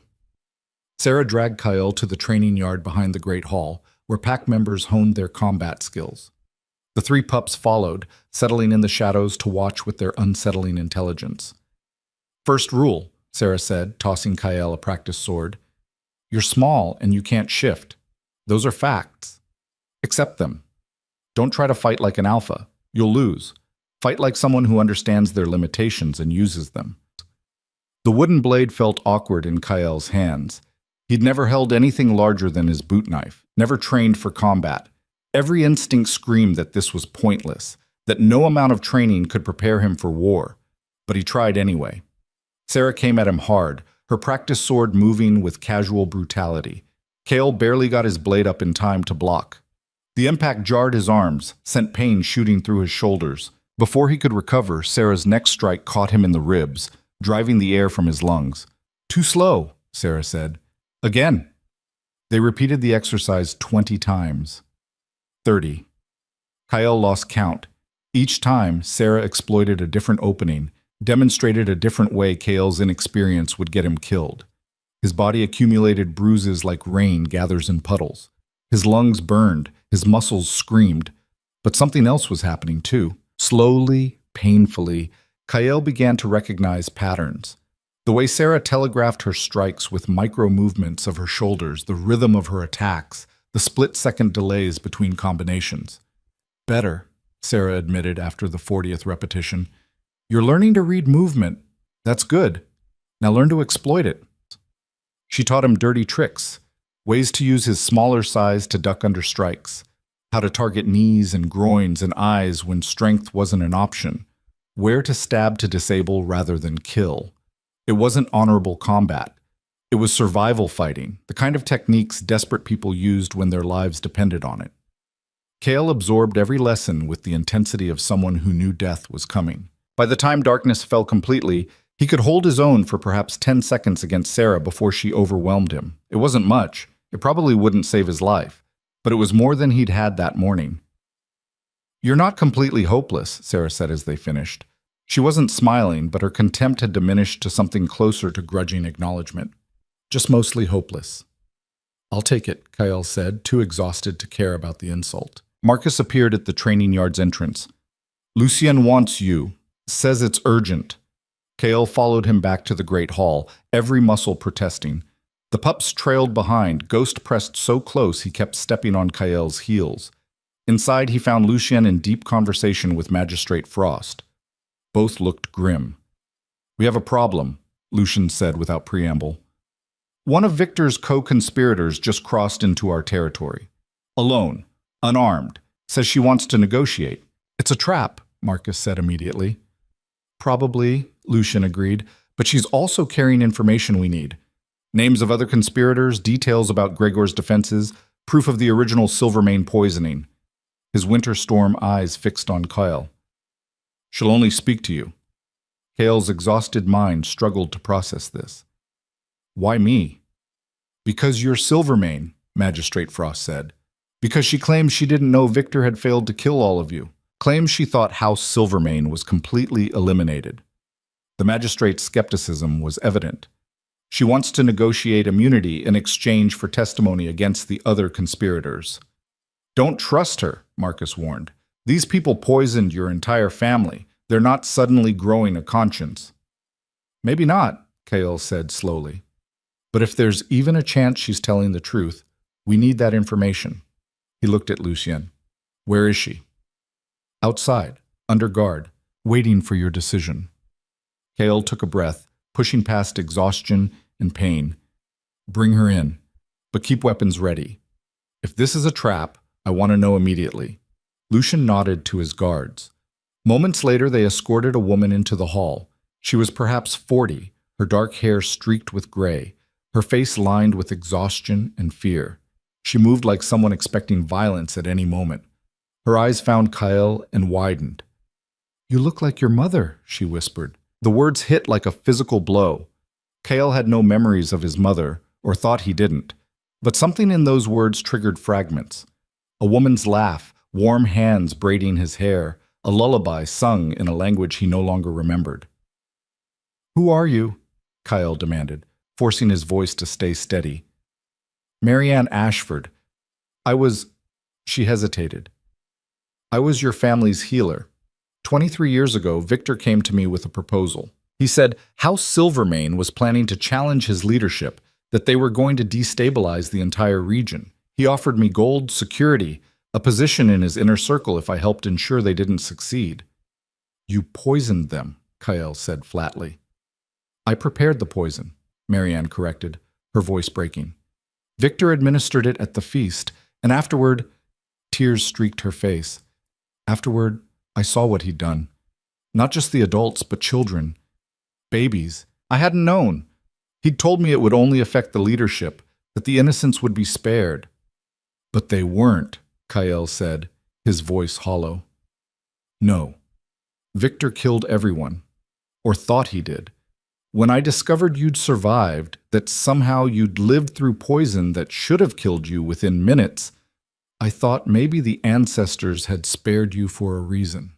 She took a shaky breath. "I've spent 23 years living with what I helped do. When I heard you were alive, heard you'd revealed yourself, I knew I had to come forward, to give you the truth, to try to make this right." Silence filled the hall. Kale felt dizzy, the room tilting beneath his feet. This woman had murdered his family, had prepared the poison that destroyed his entire world. And now she stood before him asking for mercy. "Why should I believe you?" Kyle asked. "Because I brought proof." Marianne reached slowly into her coat and withdrew a leather folder. Guards tensed, hands moving to weapons, but she only produced documents. Victor's correspondence with Gregor Blackwood. Detailed plans for eliminating House Silvermane. Proof that 5 other pack leaders knew and supported the conspiracy. She laid them on the table. "And this." She pulled out a small portrait, a family painting rendered with careful detail. Kale saw himself in it, perhaps 5 years old, sitting between a man and woman who shared his features. Behind them stood others, siblings, he realized with a shock. Brothers and sisters he didn't remember. A family he'd lost. "Your mother asked me to paint this," Marianne whispered. 2 weeks before the feast. She wanted to commemorate your 5th birthday. Her voice broke completely. "I killed them all for golden promises, and now I'm asking you, begging you, to let me help destroy the people who made me a monster." Cale stared at the portrait, at faces that should have been familiar but felt like strangers. Grief he didn't know he'd been carrying crashed over him like an avalanche. These people had loved him, had raised him, had died because they stood in Victor's way. And this woman had helped murder them. "Lock her in the cells," Kyle said quietly, "under guard. If her information checks out, we'll discuss terms. If it doesn't," he met her eyes, "you'll share Victor's fate." Relief and terror warred on Marianne's face as guards led her away. When they were gone, Kyle sagged against the table, his legs suddenly unable to support his weight. "That was well handled," Lucien said carefully. "I want her dead," Kyle whispered. "I want all of them dead. Everyone who helped Victor, everyone who knew and did nothing." "I know," Lucien replied. "But you need her testimony to bring down the others. You need her cooperation to prove the conspiracy extends beyond Iron Fang. Justice requires—" "Justice?" Cale's voice cracked. "My family is dead. I grew up thinking I was nobody, that I deserved the contempt and cruelty. And all along, I was someone they'd tried to erase." He looked at Lucien. "Where's the justice in that?" Lucien had no answer. Because there was no answer. Some wounds didn't heal. Some losses couldn't be avenged in ways that made the pain stop. Marcus cleared his throat. "The documents she brought, if they're legitimate, they change our tactical situation significantly. Gregor's defenses are outlined in detail. Guard rotations, weak points in his fortifications, supply routes." His expression was grim. "This information is good, maybe too good." "You think it's false?" Magistrate Frost asked. "I think it's convenient," Marcus said. "A conspirator shows up with perfect intelligence right when we need it, right before we march into enemy territory?" He shook his head. "It smells like bait." "Then we verify it," Lucien decided. "Send scouts to Blackwood territory, confirm the guard rotations, check the defensive positions. If her information is accurate, we use it. If it's false, we know she's trying to lead us into a trap." "That takes time," Marcus protested. "Time we don't have if Gregor is planning to strike." "Then we move fast," Kyle said, forcing strength back into his voice. "Send the scouts now. Have them report back by dawn. We march at first light regardless, but at least we'll know if we're walking into an ambush." It was a compromise. Not perfect, but functional. Marcus nodded and left to organize the scouting party. Magistrate Frost departed to examine Marianne's documents more closely. That left Kyle alone with Lucien and the ever-present Pups. "You should rest," Lucien said. "Tomorrow will be brutal." "I can't," Kyle admitted. "Every time I close my eyes, I see that portrait. See faces I should remember but don't. My mind knows they were my family, but my heart—" He pressed a hand to his chest. "My heart doesn't feel anything. It's like grieving for strangers." "That's the poison," Lucien said quietly. "Whatever Victor used didn't just nearly kill you. It damaged something deeper. Memories, emotional connections. You survived, but parts of you died anyway." The explanation made horrible sense. It explained the emptiness Kyle had always felt, the inability to form attachments, the sense of being disconnected from the world. Victor hadn't just tried to kill him. He'd tried to erase who Kyle had been, and almost succeeded. "How do I lead people when I can barely remember being human?" Kyle asked. Lucien moved closer, his expression softer than Kyle had yet seen. "You lead them by being honest, by making choices even when they're hard, by protecting those who can't protect themselves." He gestured to the 3 pups sleeping in the corner. "You've been doing it already. You just didn't recognize it as leadership." The words settled something in Kyle's chest. Not comfort, but clarity. He might not remember his past, might never fully recover what Victor had stolen, but he could choose who he became moving forward, could define himself through actions rather than memories. "Teach me about my family," Kyle said suddenly. Before tomorrow. Before we march into war. I need to know who they were, what they stood for, why Victor feared them enough to kill children. Lucian studied him for a long moment, then nodded. House Silvermane was old, one of the founding bloodlines of the Northern Territories. Your family believed in merit over hierarchy, in earning respect rather than demanding it through rank. They challenged the traditional alpha-beta-omega structure, argued that power should come from ability and character, not birth designation. That's why Victor killed them, Kyle said, understanding clicking into place. They threatened the entire system he built his power on. Exactly. If Silvermane philosophy had spread, if other packs had started questioning the rigid hierarchy, Lucien shrugged. People like Victor would have lost their absolute authority, so he eliminated the threat before it could grow. And I'm that threat now, Kyle realized. An Omega who refuses to accept his place, who stands where alphas are supposed to stand, who questions the system. You're more than a threat, Lucien corrected. You're proof the system is broken. That strength comes in forms the old ways don't recognize or value. That's why half your pack hates you and the other half is terrified, because if you succeed, if you prove an Omega can lead, it undermines everything they've built their identities on. The weight of that understanding nearly crushed Kyle. He wasn't just fighting conspirators or corrupt pack leaders. He was fighting centuries of tradition, belief systems that ran deeper than conscious thought, a social structure that defined how millions of shifters understood their place in the world. One invisible Omega against the foundations of civilization. I can't do this, Kyle whispered. I know, Lucien said, but you're going to anyway, because those pups need you, because a pack is depending on you, because you're the last Silvermane and your family's dream doesn't deserve to die with Victor's lies. Ash stirred in his sleep, whimpering. Kale crossed to the pups and knelt beside them, his hand gentle on the young wolf's head.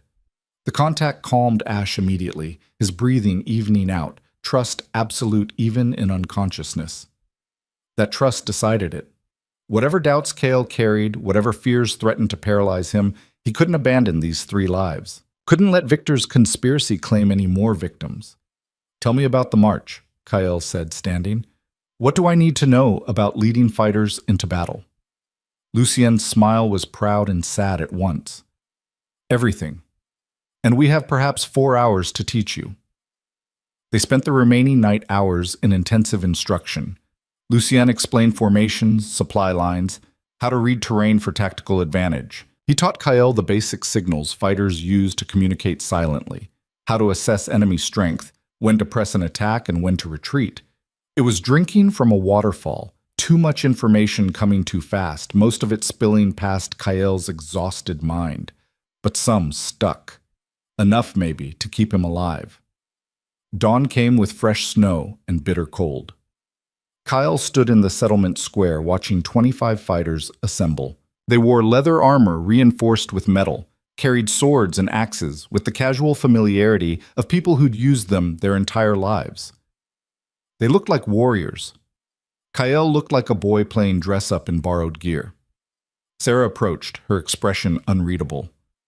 Scouts just returned. The information Marianne provided checks out. Gregor's defenses match her descriptions exactly. Could still be a trap, Marcus added, joining them. Her giving us accurate information makes us trust the rest of what she says. Classic misdirection. Then we stay alert, Kyle said, trying to project confidence he didn't feel. We use her intelligence, but don't rely on it completely. We adapt as situations change. The fighters fell into marching formation. Lucien would lead the main force, 15 fighters, who'd proven their loyalty and skill. Marcus commanded a secondary group of 7 who'd serve as scouts and flankers. That left Kyle with 3 fighters Sarah had selected, the smallest, fastest members of the pack, chosen because they could move quietly and wouldn't slow him down. You're not fighting, Sarah had told him bluntly during planning. You're the objective. You reach Gregor, confront him with evidence of his conspiracy, force him to surrender or be exposed. That's your role. Leave the actual combat to people who know what they're doing. It was pragmatic advice. It was also humiliating, being sidelined during a battle fought in his name for his family's honor. But Kyle swallowed his pride because Sarah was right. He'd slow down real fighters, endanger them with his inexperience. The three pups would stay behind under guard. That had been the hardest decision. Ash had howled when Kyle tried to leave, his storm gray eyes betrayed and desperate. But bringing them into combat would be murder, and Kyle wouldn't risk their lives. "I'll come back," Kyle had promised, holding Ash's face between his hands. "I swear, I'll come back." Now marching toward Blackwood territory with fighters who barely tolerated his presence, Kyle hoped that promise wasn't a lie. The journey took 6 hours through increasingly treacherous terrain. Mountains rose on either side, their peaks lost in gray clouds that promised more snow. The path narrowed to barely 2 people wide in places, with sheer drops on one side and cliff faces on the other. Perfect ambush territory. Kale's nerves stretched tighter with every step. Lucien set a punishing pace, pushing them hard to reach Blackwood before Gregor received warning of their approach. They encountered no patrols, no scouts, just endless snow and stone and the distant cry of hunting birds. It felt wrong. Too easy. "I don't like this," Marcus muttered, echoing Kale's thoughts. "Gregor should have sentries posted on the approach roads." "Maybe he doesn't know we're coming," one of the fighters suggested. "Or maybe he knows exactly where we are and is letting us walk into position," Sarah countered grimly. They pushed forward anyway because turning back wasn't an option. Blackwood territory appeared as the afternoon light began to fail, a settlement built into the mountainside itself, with buildings carved from living rock and defensive walls that looked ancient and unbreakable. Smoke rose from dozens of chimneys, carrying the smell of cooking meat and forge fires. It looked peaceful, prosperous. Nothing like a conspiracy's headquarters. Lucian raised his hand, signaling a halt. They crouched behind an outcropping of rock that provided cover and a clear view of Blackwood's main gate. Guards walked the walls, but only a few, and they looked relaxed, bored. "This is wrong," Lucian said quietly. "Marianne's intelligence suggested 40 fighters. I count maybe 15 visible, and none of them are in defensive positions." "Where are the others?" Kyle asked. No one had an answer. They watched for another 30 minutes as shadows lengthened and temperature dropped. The settlement's routine continued unchanged. Guards rotating, workers returning from the forest with timber, children playing in the snow. Normal. Completely, perfectly normal. "It's a trap," Marcus said finally. "They're making themselves look vulnerable to draw us in. The moment we enter that settlement, the real forces will appear and cut us down." "Or Gregor really doesn't know we're coming," Sarah argued. "Or he's got his fighters deployed elsewhere. We can't know without getting closer." They were arguing tactics when Kyle noticed something. One of the children playing in the snow, a girl perhaps 8 years old, had wandered too close to the forest edge. Her companions called for her to come back, but she ignored them, chasing something Kale couldn't see. Then she disappeared. Not walked away. Not ran into the trees. Simply vanished, as if the forest had swallowed her whole. Kale was moving before conscious thought caught up with instinct. He broke from cover, ignoring the hissed warnings from Lucian and Sarah sprinting toward where the child had disappeared. Something was wrong, something beyond tactics and conspiracy. He reached the tree line and plunged into the forest, following small footprints in fresh snow. They led deeper into shadows, winding between ancient pines, moving in a direction that made no sense for a child to wander, unless she was following something, or being led. Kale slowed, his combat training from the previous night kicking in. He listened, watched, used every sense to read his environment. The forest was too quiet, no birds, no small animals, just absolute ringing silence. Then he heard it, a child's scream cut short. Kale ran again, all caution abandoned. He burst into a small clearing and stopped dead. The girl lay unconscious in the snow. Standing over her were 3 figures in dark robes, their faces hidden behind masks carved to look like wolf skulls. And beyond them, arranged in a rough circle, were the bodies of perhaps a dozen fighters, Blackwood pack members judging by their armor. All dead, throats cut, left to freeze in the snow like discarded trash. "Well," one of the robed figures said, their voice distorted by the mask. "The little silver-maned pup finally shows himself. How convenient." Kale's hand went to his sword, but he knew instantly he was outmatched. These weren't normal fighters. They moved with supernatural stillness, radiated power that made his instincts scream danger. "Who are you?" Kale demanded, positioning himself between the figures and the unconscious child. We are the cleaners, the figure replied. We serve interests far beyond petty pack politics. When bloodlines need to be ended, when problems need to be erased, the mask turned toward Kyle. We handle it. 23 years ago, we handled House Silvermane, or thought we did. Understanding crashed over Kyle like ice water. You're the ones who made the poison, not just Victor. He hired you. Victor hired us to eliminate a threat. We delivered. That you somehow survived was an unfortunate oversight. The figure's hand moved to a blade at their hip. One we're here to correct. And Gregor? Kyle asked, buying time, hoping Lucien and the others had followed him. Dead, along with his entire inner circle. We couldn't have them sharing information about our involvement. The figure gestured to the bodies around the clearing. Loose ends eliminated, territory destabilized, and now they moved forward. The last Silvermane dies, and our contract is finally complete. The three figures attacked as one. Kale barely got his sword up in time. The impact drove him backward, his boots sliding in snow. These weren't practicing with wooden blades. This was real combat, and he was hopelessly outmatched. A blade whistled past his head. Kyle ducked on pure instinct, Sarah's training saving his life. He countered with a wild slash that his opponent easily parried. They were toying with him, playing with prey before the kill. Then something erupted inside Kyle, the same power he'd felt in Victor's clearing, but stronger now, more focused. It poured through him like molten gold, demanding release. His vision sharpened. Time seemed to slow. He could see the micro-movements that telegraphed attacks, read intentions in body language, predict strikes before they came. His sword moved without conscious direction, blocking a thrust that should have killed him. He rolled under a horizontal slash, came up inside his opponent's guard, and drove his blade into the gap between armor plates. The cleaner stumbled back, dark blood staining the snow. Impossible, the figure hissed. You can't... Kale didn't let them finish. He pressed his advantage, fighting with a skill he didn't possess, moving with grace his body shouldn't have. The power flooding through him wasn't his own. It was something ancient, something that had slept in his blood until desperation called it forth. Silvermane legacy. His family's gift. Awakening. The other two cleaners abandoned their casual approach and came at him seriously. Kale met them blade for blade, his sword singing through cold air, his movements a blur. He was still outmatched. They had experience, training, supernatural abilities of their own. But now he had a chance. Then Lucien crashed into the clearing with Marcus and the others behind him. The Alpha King took in the scene instantly. The bodies, the cleaners, Kyle fighting for his life. And his sword cleared its sheath like lightning. "Protect the child!" Lucien roared. "Take the cleaners alive if possible." The clearing erupted into chaos. Steel rang against steel. Fighters shouted commands and warnings.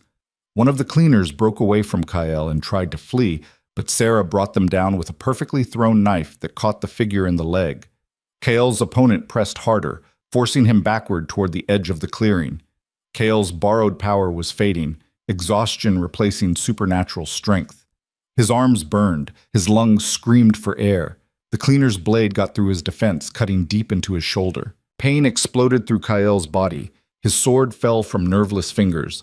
The cleaner raised their blade for the killing blow. An ash appeared.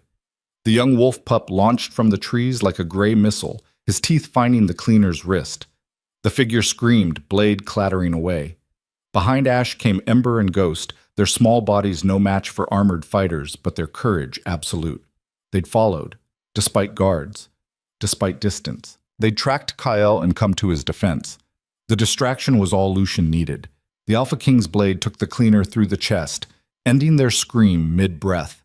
The figure collapsed, their wolf skull mask cracking against stone. Sudden silence fell over the clearing. 2 cleaners dead, 1 wounded and captured. The unconscious child still breathing. Kale bleeding in the snow with 3 pups pressed against him, their warmth the only thing keeping shock at bay. "Medical supplies," Lucien ordered. "Now. And someone check those bodies. I want to know who hired these assassins." Marcus moved to examine the dead cleaners while Sarah tied field dressings around Kyle's shoulder. The bleeding slowed but didn't stop. Kyle's vision swam, the world tilting beneath him. "Stay with me," Sarah commanded. "You don't get to die after pulling off whatever that was. That fighting, where did that come from?" "I don't know," Kale whispered. And he didn't. The power had come and gone like a storm, leaving only exhaustion in its wake. "Found something," Marcus called. He'd removed one cleaner's mask, revealing a woman's face marked with elaborate tattoos. "These marks, they're from the Shadow Covenant, assassins for hire based in the Southern Territories. Expensive, professional, completely unaffiliated with pack politics. Which means someone with serious resources hired them," Lucian concluded. He knelt beside the captured cleaner. "Who paid you? Who wanted House Silvermane eliminated?" The cleaner laughed, the sound distorted by their mask. "You think we'd tell you? We have rules. Client confidentiality is sacred. Kill me if you want. You'll never know who ordered the hit." Lucien's expression went cold. He reached for the cleaner's mask and tore it away, revealing a young man's face beneath. "I don't need you to tell me. I'll find the truth another way. But first," he pressed his blade against the man's throat. "You're going to tell me everything about how Victor contacted you, how the assassination was planned, and every detail of the original Silvermane poisoning." "Or what?" the cleaner sneered. "You'll kill me? I'm dead anyway. My failure here guarantees the Covenant will hunt me down. Nothing you can threaten compares to—" His words cut off as Kyle dragged himself to his feet and stumbled to where the cleaner lay bound. Blood soaked Kyle's shoulder, dripped into the snow, but his eyes blazed with something beyond pain. "You murdered my family," Kyle said quietly. "Poisoned children, left them to die slowly while you collected your payment, and now you're lying in the snow trying to negotiate dignity." He picked up a fallen sword, the blade heavy in his injured arm. "You don't get dignity. You get a choice. Talk, or I spend the next hour carving answers out of your flesh." The cleaner's sneer faltered. Something in Kyle's voice, in his expression, the absolute willingness to follow through, broke through professional detachment. "The client was never Victor," the cleaner said finally. "He was just the local contact. The actual client, the one who paid, was someone in the royal court, someone who wanted Silvermane philosophy eliminated before it could spread to other territories." The words hung in the frigid air like poison gas. Lucien's face went absolutely still. "You're lying." "I'm dying," the cleaner corrected. "What reason do I have to lie? The client's identity was kept secret from us, but the payment came through royal channels. Someone with access to the crown's resources wanted your precious Silvermane bloodline erased, and they almost succeeded." Kael's world tilted again, but this time it wasn't from blood loss. Someone in the royal court, someone close to Lucien or perhaps even above him in the power structure. The conspiracy went deeper than any of them had imagined. "Names!" Lucien demanded. "Give me names." "I don't have names," the cleaner said. "I have a dead drop location where payment was received. I have a code word the client used. That's all we ever got. The Covenant doesn't ask questions when the money's good enough." Lucien looked like he'd been struck. His certainty, his control, everything that made him the Alpha King, cracked for just a moment. Then iron discipline reasserted itself. "Marcus, secure him. We take him back to Ironfang for formal interrogation." Lucien stood, his movements sharp with barely contained rage. "Sarah, get Kyle stabilized. The rest of you search the bodies. I want every piece of evidence, every scrap of information." His winter storm eyes swept the clearing. "This changes everything." Kale slumped against a tree, his shoulder burning, his mind reeling. The conspiracy wasn't just Victor and Grigor and a few corrupt pack leaders. It reached into the highest levels of power. Someone in the royal court had wanted his family dead, and might still want him eliminated. The pups pressed against him, their warmth a small comfort in the gathering darkness. Ash whined softly, his nose pushing against Kael's uninjured hand. "I know," Kael whispered. "I know it's bad." "It's worse than bad," Lucien said, having crossed back to Kael's position. "If someone in the court ordered this, they'll know about the cleaner's failure within days. They'll send more assassins, better ones, and they'll target not just you, but anyone who protects you." His expression was grim. "Including me." "Then let me go," Kael said. "Take the pup somewhere safe and let me disappear. Without me, there's no threat. The conspiracy dies." "The conspiracy never dies," Lucien corrected. "It just finds new targets, new bloodlines to eliminate. New threats to erase. He offered his hand. Come. We have a long march back, and you're losing blood. We need to move before more complications arrive. Kale took the offered hand and let Lucian pull him upright. His legs barely held him, his vision swimming with pain and exhaustion, but he stayed on his feet through sheer stubbornness. They'd come for the truth about Gregor Blackwood and found something far more dangerous, proof that the rot extended into the very heart of the kingdom, that the people who should have protected House Silvermane had instead orchestrated its destruction. As they began the long march back toward Ironfang, as Kyle stumbled through snow with 3 pups shadowing his every step, a single thought kept repeating in his mind. They'd wanted him invisible, forgotten, erased. But now he knew the truth. Now he had evidence. Now he had allies, however reluctant, who'd witnessed the conspiracy's reach. And that made him more dangerous than he'd ever been when he was simply trying to survive. The question was whether he'd live long enough to use that danger, whether any of them would. The return journey was a nightmare of blood and snow. Kyle's wound had stopped bleeding, but infection was already setting in. He could feel the fever building beneath his skin, turning every step into agony. The pups refused to leave his side, Ash and Ember flanking him while Ghost walked ahead, as if the smallest of them could somehow clear a path through the darkness. Lucian set a brutal pace despite Kyle's condition. We need to reach Ironfang before whoever ordered this realizes the cleaners failed, the Alpha King said, his voice tight with urgency. Every hour we delay is another hour for them to send reinforcements. They made camp after midnight in a shallow cave that offered minimal shelter from the wind. Sarah redressed Kyle's wound with supplies scavenged from the dead cleaners, her touch efficient but not gentle. You're running hot, she said bluntly. The wound's infected. We need to get you to a proper healer within 24 hours or you're going to lose the arm. Maybe your life. Then we keep moving, Kyle said through gritted teeth. You need rest, Marcus argued. He'd been uncharacteristically quiet since the clearing, his expression troubled. Push too hard and you'll collapse. Then we'll have to carry you, which slows everyone down. I'll rest when we're safe, Kyle insisted. He tried to sit up and immediately regretted it. Pain exploded through his shoulder, stealing his breath. Lucian knelt beside him, pressing him back down with a hand on his good shoulder. You're no use to anyone dead. We rest here for 4 hours. Guards will rotate watch. At dawn, we move whether you're ready or not. It wasn't a suggestion. Kyle wanted to argue, but exhaustion pulled him down like quicksand. His last conscious thought was of Ash curling against his chest, the pup's warmth a small anchor in a world spinning out of control. He dreamed of the feast, of laughter and music and a table laden with food that smelled wrong, too sweet, with an underlying bitterness that made his child self hesitate. His mother's hand on his shoulder, gentle and warm. His father's voice telling a story that made everyone laugh. Siblings whose names he should remember but couldn't quite grasp. Then the screaming started.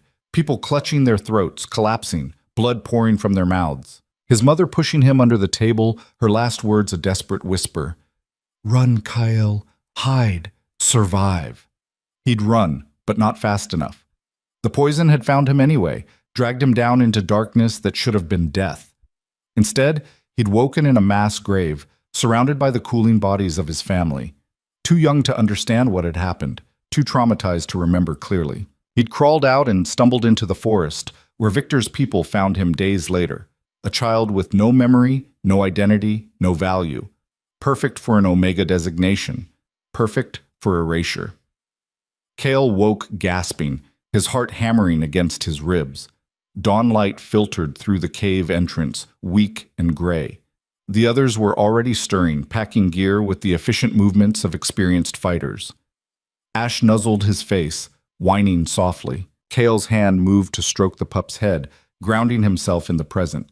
The dream, the memory, was already fading, but it left behind a residue of grief and rage that made his chest tight. We move in 10 minutes, Lucian announced. He approached Kyle with a water skin and what looked like dried meat. Eat, drink. I need you functional. The meat tasted like ash, but Kyle forced it down. His shoulder was a constant throb of agony, fever making his thoughts sluggish. But he stood, he packed his minimal gear, and he followed when the group moved out. The final leg of the journey took 6 more hours. Every step was a battle against pain and fever. Kale lost track of time, existing in a gray haze where nothing mattered except putting one foot in front of the other.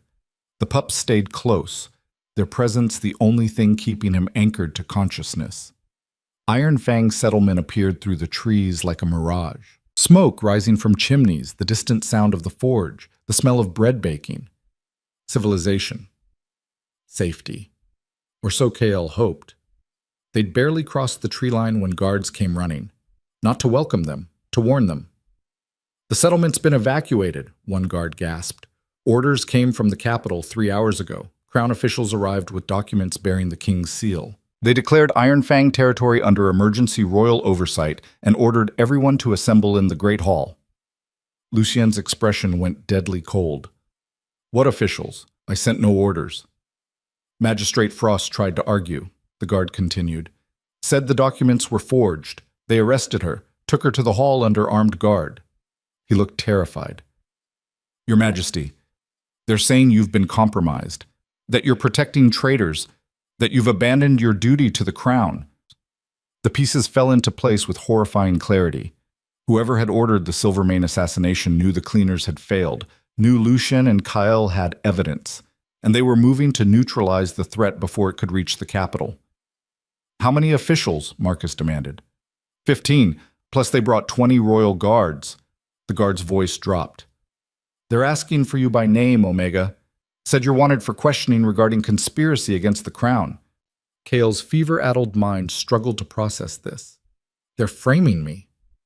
"They're framing all of us," Lucien corrected grimly, "discrediting my authority, isolating us from support, preparing to eliminate everyone who knows the truth." His hand moved to his sword. "How many fighters do we have who weren't part of the evacuation?"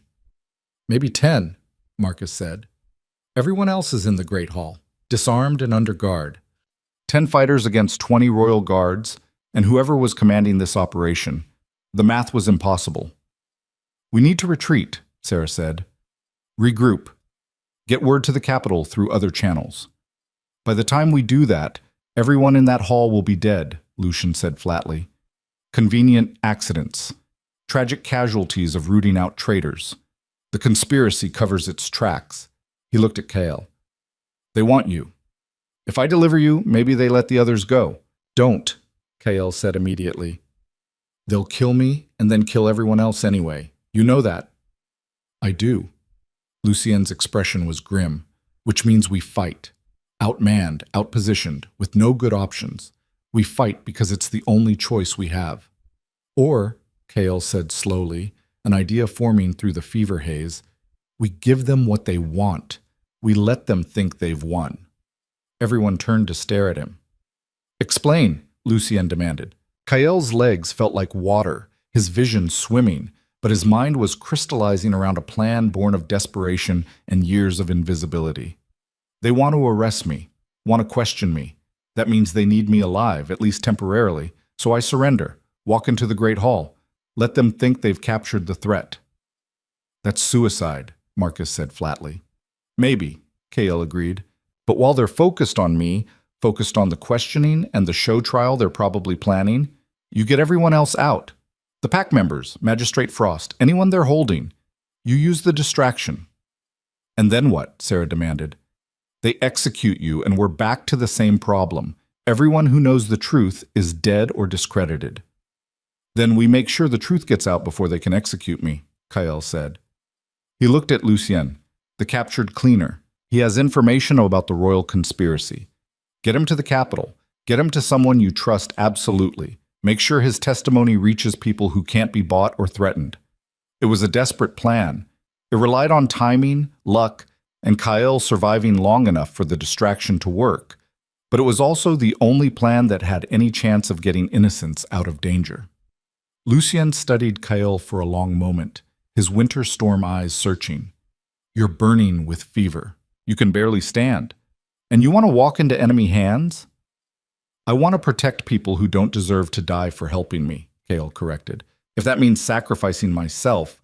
He shrugged, then immediately regretted it as pain lanced through his shoulder. "I've been ready to die since the day I found those pups. Every day since has been borrowed time." "No." The word came from Marcus, surprising everyone. The enforcer stepped forward, his scarred face set with determination. We don't sacrifice pack members, we protect them. Even Omegas, even ones who make insane plans. He looked at Lucien. There's another way. We create the distraction Kael's talking about, but we don't send him in alone. We send a team, small, fast, armed. They extract prisoners while the officials are busy with Kael's arrest. Then we all get out before they realize what's happened. That requires coordination, Sarah said. Precise timing. One mistake and everyone dies. Then we don't make mistakes, Marcus replied. He looked around at the gathered fighters. We've been following alphas our whole lives. Men like Victor, who ruled through fear and took everything for themselves. Maybe it's time we followed someone who's willing to die for strangers instead of killing them for profit. The words hung in the cold air. Kael felt something shift in the group's dynamic. Not quite acceptance, but a grudging recognition that maybe, just maybe, his way of thinking wasn't entirely weakness. We have one advantage, Lucien said slowly. They think I'm compromised, which means they don't expect me to be here. They're expecting to face confused pack members and a disgraced Omega, not an Alpha King with a tactical plan. He started issuing orders with crisp efficiency. Marcus, take 5 fighters and position yourselves at the hall's 3 exits. When chaos starts, you move. Get everyone out through the kitchen entrance. It's the least guarded. Sarah, you're with me. We're going to the cells to secure the cleaner and any other prisoners. Kael, he paused. You're going to walk through that front gate and buy us time. How long do you need? Kael asked. 10 minutes from when you enter the hall. Can you give us that? 10 minutes of facing trained guards, hostile officials, and probably torture or execution. 10 minutes of staying conscious despite fever and blood loss. 10 minutes of being the most visible he'd ever been in his entire invisible life. I can give you 10 minutes, Kael said. The pups whined, sensing something wrong. Ash pressed against Kael's leg, his storm-gray eyes worried. Kael knelt, nearly fell, and gathered all 3 pups close. You have to stay here this time, he whispered. I know you want to help, but this is too dangerous. Please, stay with the guards. Stay safe. Ash growled, a sound that would have been threatening from an adult but just sounded heartbroken from a pup. Ember nuzzled Kael's hand. Ghost, the smallest and most cautious, made a sound Kael had never heard before, a keening whine that spoke of abandonment and fear. I'll come back, Kael promised, knowing it was probably a lie. I swear, I'll come back for you. One of the guards gently pulled the pups away as Kael stood. Their cries followed him as he walked toward the settlement, each sound a knife in his chest. The settlement's main square was eerily quiet. Guards stood at intervals, watching with hostile suspicion. They wore royal colors, blue and silver, but their faces were unfamiliar. Outsiders. People who'd never seen Kael before, who only knew him as a name on a wanted notice. Kael walked through the square alone, his hands visible and empty, his injured arm hanging uselessly at his side. His fever made everything seem slightly unreal, like moving through a dream, but he kept his steps steady, his expression neutral. The Great Hall's doors stood open, revealing flickering torchlight within. Kael crossed the threshold and found himself facing a nightmare. The pack had been herded into the center of the hall, perhaps 100 people kneeling with their hands bound, surrounded by armed guards. Magistrate Frost knelt among them, her face bruised, her expression defiant despite her circumstances.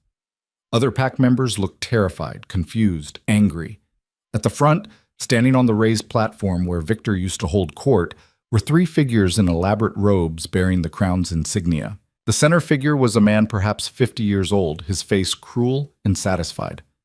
Kael Rowan, the man announced, also known as Kael Silvermane. Last survivor of a traitorous bloodline, you're charged with conspiracy against the crown, falsifying nobility claims and corrupting an Alpha King to protect your seditious agenda. His smile was a serpent's.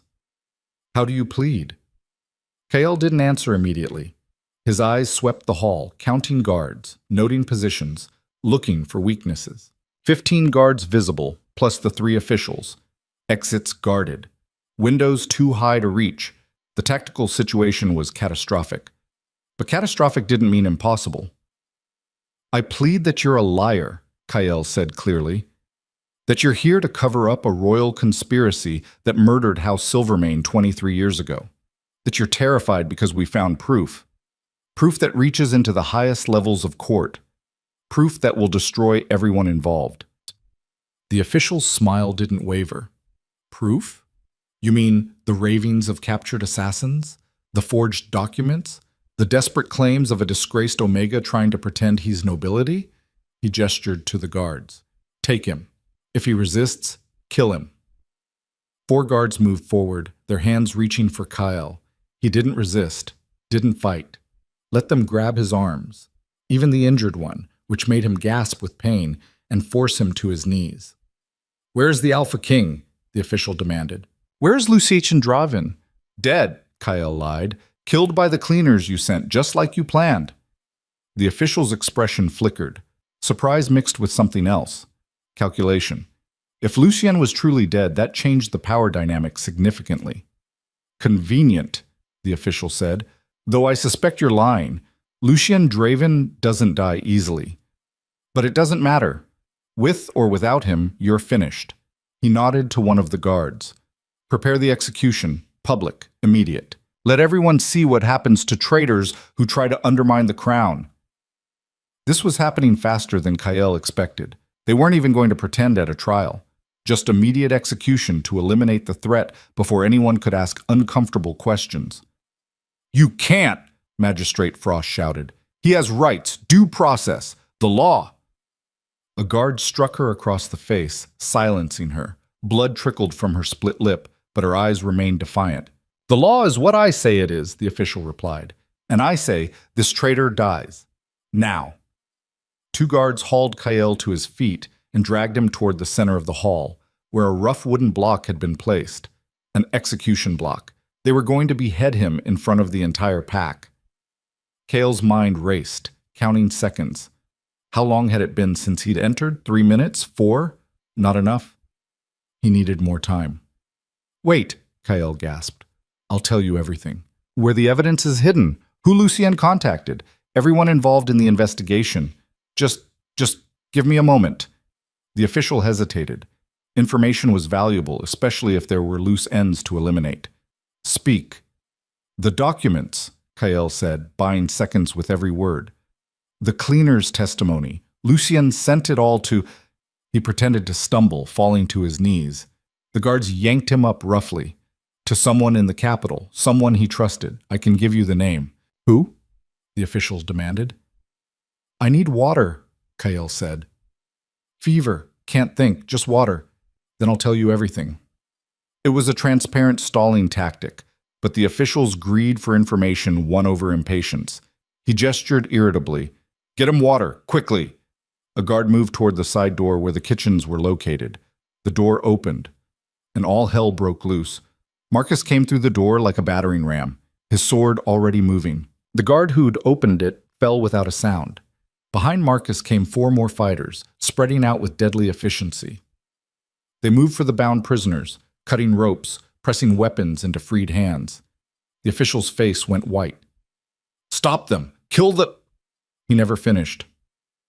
Sarah appeared from another entrance, her blade finding the throat of the nearest guard. Chaos erupted as freed pack members grabbed weapons from fallen guards as Lucian's tactical plan unfolded with brutal precision. Kyle didn't hesitate. The guards holding him were distracted, looking toward the fighting. He drove his elbow into one's face, felt cartilage crunch. The man's grip loosened. Kyle twisted free and ran, not toward safety, but toward the officials on the platform. They tried to flee. Kyle caught the lead official by his robe, dragging him backward. The man was larger, stronger, but Kyle had desperation and fury and the memory of his mother's dying words. You ordered it, Kyle snarled, his hands closing around the man's throat. You ordered the assassination. You killed my family. The official choked, his face darkening. Following orders, not me. Higher. Goes higher. Then Lucien was there, pulling Kyle back before he could commit murder. We need him alive, the Alpha King said urgently. He knows who gave the orders. He's our link to the top of the conspiracy. Kyle wanted to argue, wanted to finish what he'd started, but Lucien was right. Justice required evidence, required testimony from someone who could name names. The fighting in the hall was ending. The royal guards, caught by surprise and outnumbered by newly freed pack members, were surrendering or dying. Marcus and Sarah had secured the exits. Magistrate Frost was on her feet, organizing freed prisoners with crisp efficiency. They'd done it. Against impossible odds, they'd actually done it. "Get everyone out," Lucien ordered. "Now, before reinforcements arrive. Head for the northern caves. We'll regroup there." The pack moved with desperate speed, filing out through the kitchen exit Marcus had secured. Some carried wounded. Others helped children and elderly members who'd been forced to kneel for hours. The evacuation was messy but functional. Kael stood in the center of the hall, his legs finally giving out. He collapsed, his vision swimming. The fever was winning, infection spreading through his body. He'd bought the time they needed, but it had cost him the last of his reserves. Sarah appeared at his side, pressing something against his lips. "Drink. It's medicine from the healer's stores. Won't cure the infection, but might slow it enough to get you to proper treatment." The liquid burned going down, bitter and harsh. But within moments, Kael felt clarity returning. Not strength, his body was still failing, but mental focus. "The pups," he managed. "Where?" "Safe," Marcus said, kneeling beside him. "They're with the guards at the tree line. Tried to follow you inside, but we held them back." His expression was almost gentle. "They're fine, Kael. Because of you. We're all fine because of you." The words meant more than Marcus probably realized. Recognition from someone who'd spent years treating Kael as beneath contempt. Acknowledgement that maybe, just maybe, an Omega's choices could matter. Lucian hauled the captured official to his feet. The man's face was bruised, his expensive robes torn, his arrogance shattered. "You're going to tell me everything," the Alpha King said quietly. "Every name, every order, every piece of this conspiracy. And you're going to do it in front of witnesses who'll swear to your testimony." "I can't," the official gasped. "They'll kill me. They'll kill my family. You don't understand the power you're confronting." "Then help us confront it," Lucien interrupted. "Or die here. Your choice." The official looked around the emptying hall, at the bodies of guards who'd followed his orders, at the ruins of his authority. Calculation warred with fear on his face. "There's a council," he said finally. 7 members. They've ruled from the shadows for generations. They decide which bloodlines survive, which territories prosper, which leaders live or die. His voice dropped to a whisper. "They ordered the Silvermane assassination because your family's philosophy threatened their control, threatened the entire hierarchy they'd built." "Names," Lucien demanded. "I don't have names. The council operates in complete secrecy. Only the highest-ranking court officials even know it exists, but—" He hesitated. "There's a meeting, tomorrow night, in the capital. They're gathering to discuss the Silvermane problem and how to eliminate it permanently." Lucien and Magistrate Frost exchanged glances. "If we could interrupt that meeting," Frost said slowly, "if we could expose them publicly before witnesses they couldn't silence, it would end the conspiracy," Lucien finished. "Force everything into the open where they can't hide." He looked at Kael. "Can you travel?" "We'd need to reach the capital by tomorrow evening. That's 18 hours of hard riding." Kael tried to stand and failed. His body simply refused to cooperate anymore. Fever, exhaustion, and blood loss had pushed him past his limits. "I'll slow you down," Kael admitted. "Then we carry you," Marcus said simply. "We didn't survive this shit just to leave you behind now." It was matter of fact, practical. But underneath, Kael heard something else. Loyalty that had somehow developed despite everything that said it shouldn't exist. These people who'd spent years treating him as worthless were now willing to carry him into the heart of danger. Sarah fashioned a rough stretcher from cloaks and branches. They lifted Kael onto it with surprising gentleness. The movement sent agony through his shoulder, but he bit back the scream. Around him, the last pack members were filing out, disappearing into the forest. "The pups," Kael said again. "I need—" "Already here," Marcus replied. And they were. Ash, Ember, and Ghost had somehow broken free from the guards at the tree line and come running. They pressed against Kael's stretcher, their noses cold against his fevered skin, their presence an anchor. "Stubborn little bastards," Sarah muttered, but her hand was gentle as she scratched Ember behind the ears. "They're not leaving you. None of us are." They moved into the forest as flames began to rise behind them. Someone had fired the Great Hall, destroying evidence, erasing the scene of confrontation, ensuring the Crown's forces couldn't use it as a staging ground. Orange light flickered through the trees, casting dancing shadows. Kyle watched his world burn as they carried him toward an uncertain future. The settlement where he'd suffered for 23 years was being reduced to ash. It should have felt like victory. Instead, it just felt like loss. Another piece of his life sacrificed to conspiracies and power games he barely understood. But as the trees swallowed them and the flames faded behind, as the pack moved together with shared purpose toward the northern caves, Kyle felt something else stirring beneath the grief and pain. Hope. They'd faced impossible odds and survived. They'd exposed corruption that reached the highest levels of power. They'd turned invisibility into presence, weakness into strength, contempt into grudging respect. And tomorrow they'd march into the capital and confront the council that had murdered his family. They'd force the truth into daylight where it couldn't be buried again. It was insane. It was probably suicidal. It was exactly the kind of bold, reckless choice that had defined every moment since Kyle had decided to feed 3 abandoned pups. Rest, Lucian said, walking beside the stretcher. Tomorrow, we end this. But tonight, you rest. Kale closed his eyes, the pup's warmth against his sides, the rhythm of movement lulling him toward unconscious. His last coherent thought was a promise, not to himself, but to the memory of his murdered family. He would make them remember, would force them to acknowledge what they'd tried to erase, would prove that nobility wasn't about bloodlines or designations, but about the choices you made when everything was trying to destroy you. Tomorrow, the invisible would become unforgettable. Tomorrow, the forgotten would force the world to remember. Tomorrow they'd discover whether courage and truth were enough to topple a conspiracy that had stood for generations. But tonight, carried by people who'd learned to see worth in places they'd never looked before, Kyle Silvermane finally rested. And for the first time in 23 years, he felt like he might actually belong somewhere. Kyle woke to firelight and voices arguing in hushed tones. His fever had broken sometime during the night, leaving him weak but clear-headed. The northern caves stretched around him, ancient caverns that had sheltered refugees and rebels for centuries. Somewhere in the darkness, water dripped with steady rhythm. The pups were curled against him, their breathing soft and even. Ash's head rested on Kyle's chest, a warm weight that anchored him to consciousness. When Kyle shifted, trying to sit up, all 3 stirred immediately, alert, protective, refusing to let him face danger alone.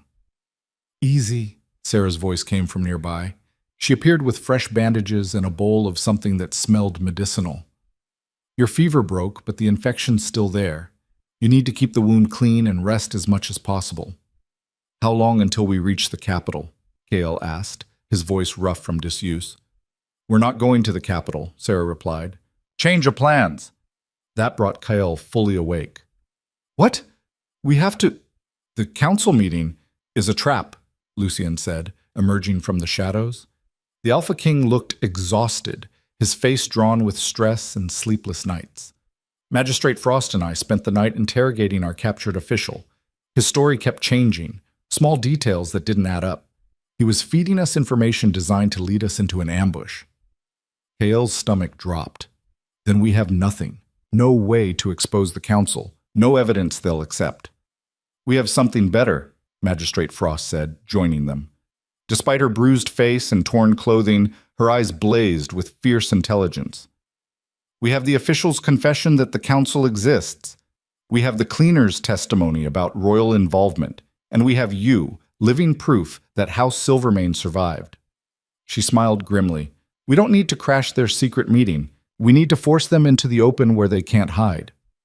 "How?" Kale asked. Lucian knelt beside him, his winter storm eyes intense. "By doing exactly what they fear most. By challenging the entire hierarchy publicly. By making your survival and your philosophy impossible to ignore or suppress." He paused. "We're calling a grand assembly." The words hung in the firelit air. Kale's limited education about royal protocol included enough to know what that meant. A gathering of all pack leaders from every territory, witnessed by common pack members and nobles alike.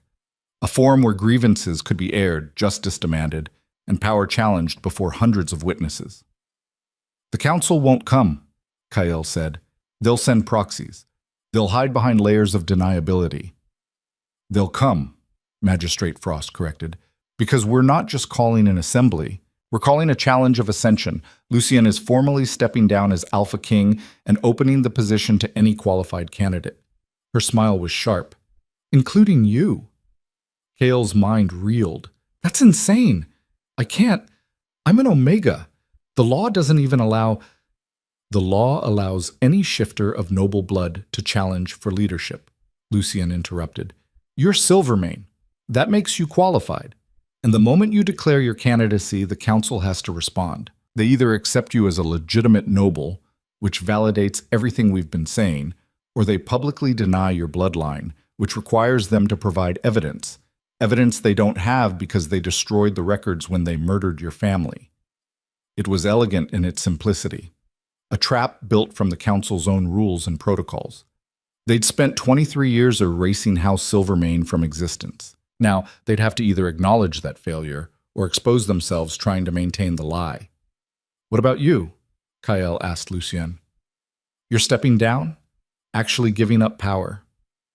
I'm exposing corruption that reaches into my own court, Lucien said quietly. If the council exists, if they've been manipulating leadership decisions for generations, then my entire reign has been compromised. I have to step aside to restore legitimacy. And, his expression hardened, I have to prove that power can be challenged peacefully, that the system can change without blood and fire. If we just assassinate the council members, we become what they are.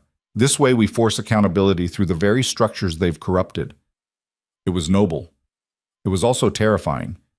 Kyle wasn't ready to lead a pack, let alone challenge for the highest position of authority in the Northern Territories. But looking at the faces around him, Sarah, Marcus, Magistrate Frost, even the captured official trembling in his bindings, he understood this wasn't about readiness. This was about necessity. When? Kyle asked. 3 days, Lucien said. It takes that long to send messengers to all territories, to gather witnesses, to prepare the ceremonial grounds.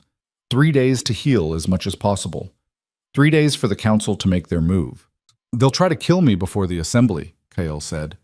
Absolutely, Lucien agreed, which is why you'll be guarded every moment, why we're keeping your location secret, why we're spreading false information about your whereabouts to draw out their assassins. He stood.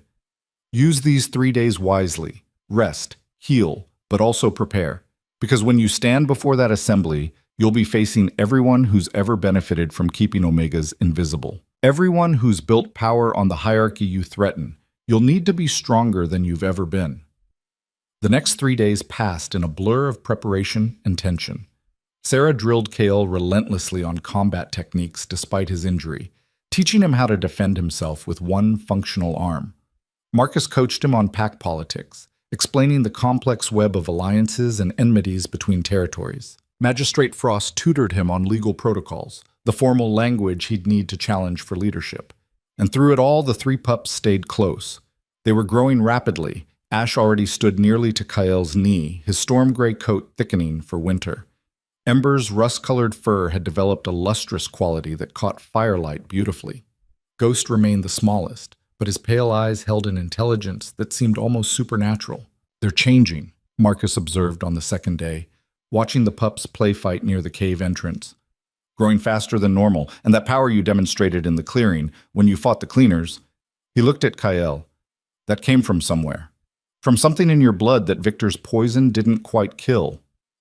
I don't understand it, Kael admitted. It feels like something ancient, something that recognizes danger and responds without conscious thought. Silvermane legacy, Magistrate Frost said, joining them. Your family was known for it, a power that transcended normal shifter abilities. They called it the command voice, the ability to impose will through presence alone. It's part of why the council feared them. Normal hierarchy depends on physical dominance, on transformation and strength. But the command voice worked on everyone, regardless of rank or power. It made designation irrelevant. Can I control it? Kael asked. That's what we're going to find out, Frost replied. Because in 2 days, you're going to need every advantage you can muster. The morning of the assembly, Kael woke before dawn. His shoulder still ached, but the infection had cleared. He was weak, underweight, carrying wounds that would take months to fully heal. But he was alive, and that would have to be enough. Lucien had arranged for formal clothing, not the elaborate robes of nobility, but simple, well-made garments in House Silvermane's colors, silver and deep blue. Kael dressed slowly, his injured arm protesting every movement. When he looked at his reflection in a polished shield, he barely recognized himself. The invisible Omega was gone, replaced by someone who looked almost like they belonged. Almost. "It's time," Lucien said from the cave entrance. Behind him, the entire pack had assembled. Every person who'd fled Ironfang, plus fighters from other territories who'd heard about the challenge and come to witness history. Perhaps 200 people, all watching Kael with expressions ranging from hope to skepticism to open hostility. The pups pressed against Kael's legs as he walked through the crowd. No one tried to stop them. Ash, Ember, and Ghost had become symbols in their own right, survivors of an attempted genocide, living proof of the conspiracy's reach. The journey to the ceremonial grounds took 4 hours through mountain passes still thick with snow. They traveled in a massive column, fighters at the front and rear, civilians in the middle, scouts ranging ahead to check for ambush. It should have felt like an army marching to war. Instead, it felt like a funeral procession. The ceremonial grounds occupied a natural amphitheater carved by ancient glaciers. Stone seats rose in concentric circles around a central platform, capable of holding thousands of witnesses. By the time Kael's group arrived, the space was already half full. Pack leaders sat in places of honor, their fighters arrayed behind them. Common pack members filled the upper tiers, their numbers swelling by the minute. And at the very top, in 7 seats carved from black stone, sat the council. Kael felt their presence like ice water in his veins. They wore robes that concealed their features, masks that hid their identities. But their power was unmistakable, a weight that pressed down on the entire assembly, making even the strongest alphas shift uncomfortably. "They actually came," Marcus breathed. "I didn't think—" "They had to," Magistrate Frost said quietly. "Refusing to attend would be an admission of guilt. But look, they're not planning to let this proceed peacefully." She was right. The Council's forces were positioned strategically throughout the amphitheater, perhaps 100 fighters bearing no pack insignia, loyal only to the shadowy rulers they served. They outnumbered Lucien's forces significantly. This was going to get bloody.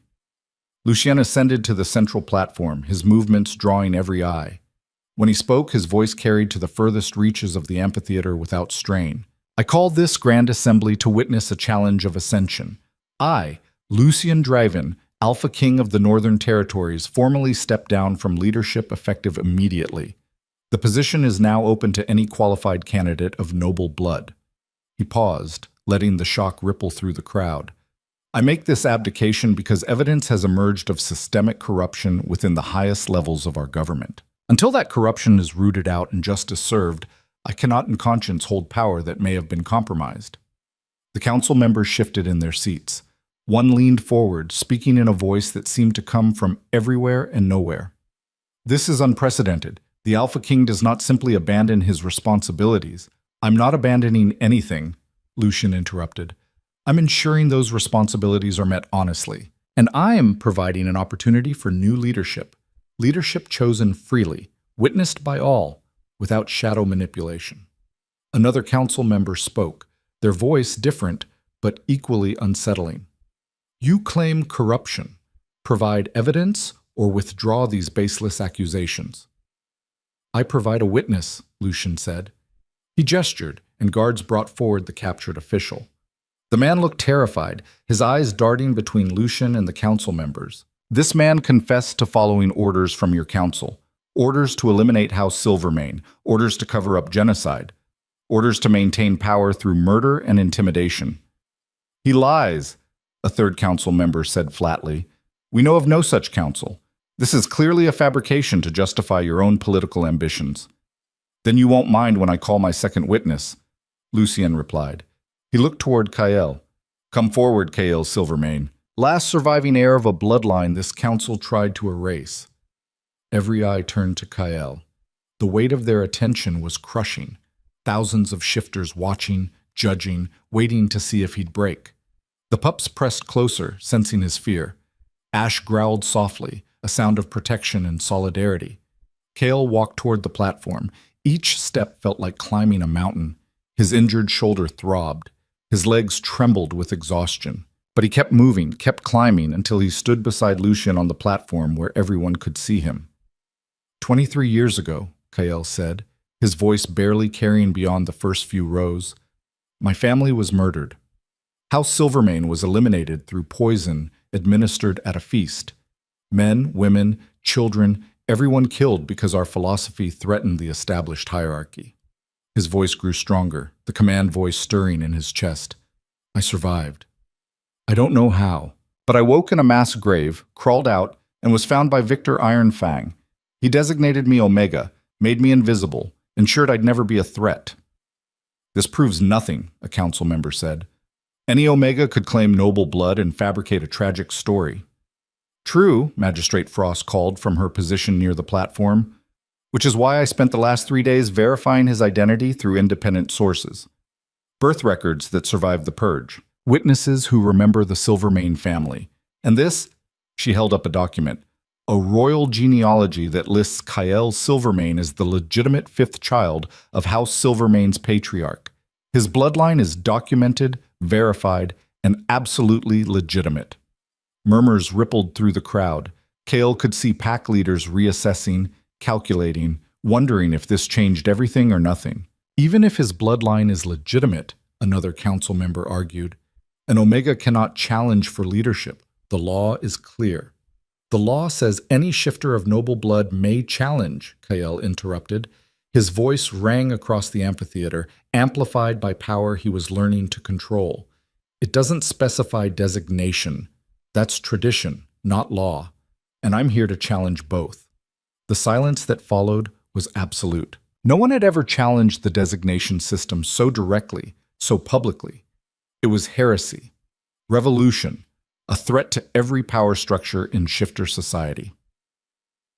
I formally declare my candidacy for Alpha King, Kyle continued, and I call upon the council to either accept my noble status or provide evidence that House Silvermane was legitimately removed from the bloodline registry, evidence that doesn't involve murder and conspiracy. The council members conferred in whispers Kyle couldn't hear. He could feel the tension building, the moment stretching toward inevitable violence. Lucien's hand moved subtly toward his sword. Marcus and Sarah positioned themselves to intercept attacks. The pups' hackles rose, their small bodies tense with anticipation. Then one of the council members stood. When they spoke, their voice carried command that made even Lucien flinch. This assembly is dissolved. The challenge is denied. Kale Rowan, we do not recognize the Silvermane name, is declared an impostor and sentenced to immediate execution for treason against the crown.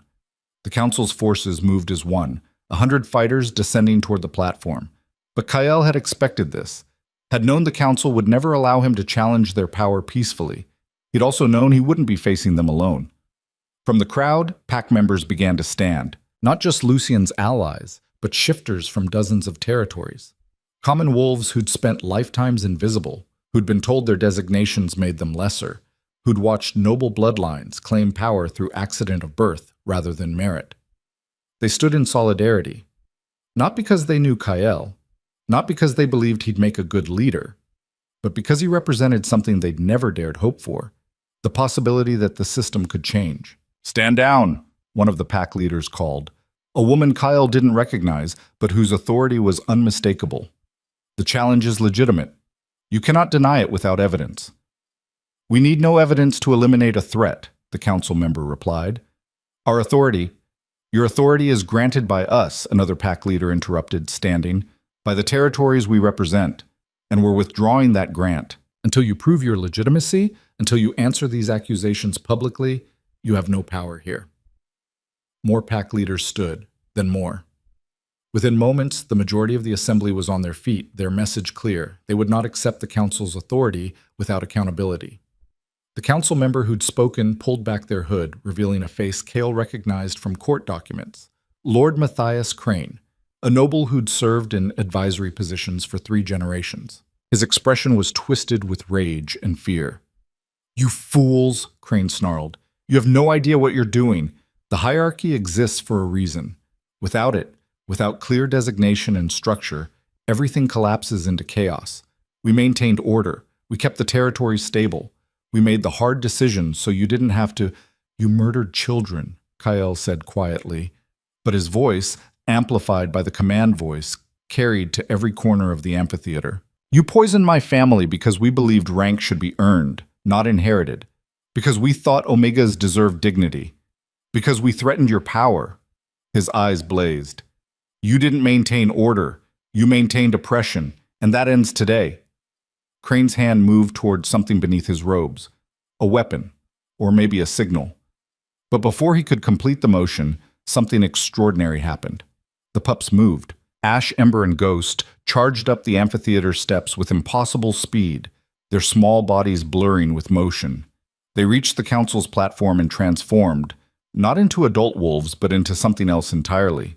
Light erupted from their forms, ancient power that had nothing to do with normal shifter magic.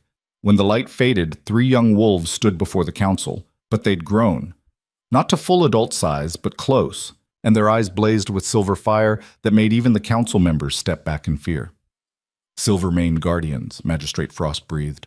The legends were true. The bloodline could awaken protectors in times of existential threat.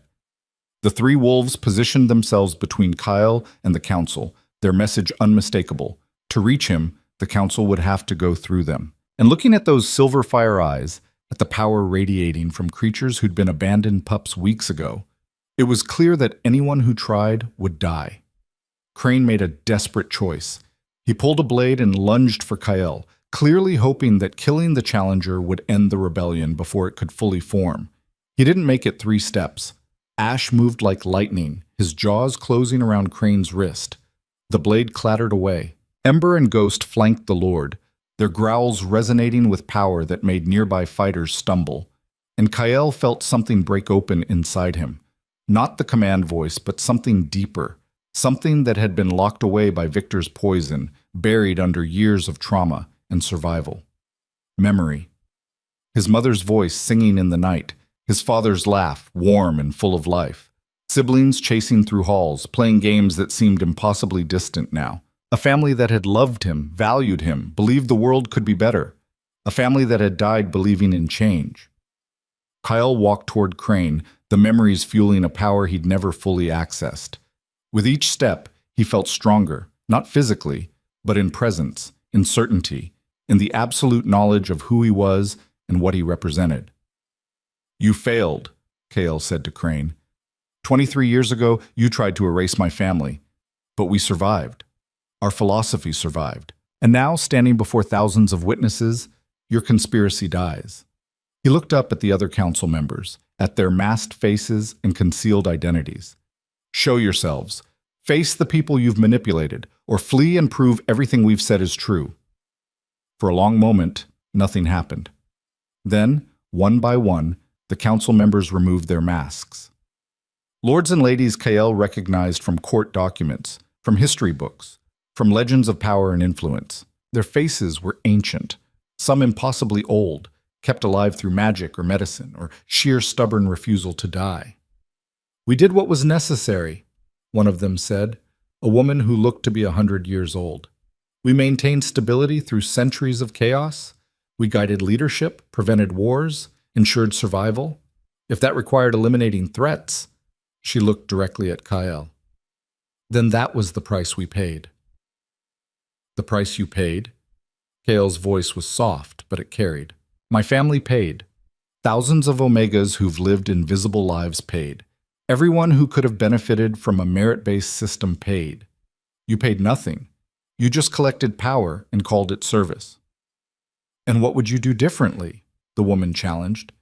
You're an Omega who can barely fight, who has no experience with leadership, who was feeding scraps to abandoned pups weeks ago. You think that qualifies you to rule? No, Kael said simply, but it qualifies me to try. To prove that leadership can come from unexpected places, that strength isn't just physical dominance, that the system we've accepted for generations isn't the only possible way. He looked around the amphitheater. I don't know if I'll be a good Alpha King. I don't know if I can do half of what Lucy Yen did, but I know I'll lead differently. I'll question instead of commanding. I'll listen instead of dominating. I'll earn respect instead of demanding it. Weakness. Crane spat from where he knelt, Ash's teeth still at his throat. Everything you describe is weakness. Maybe, Kale agreed. Or maybe it's a different kind of strength. One that builds instead of tears down. One that includes instead of excludes.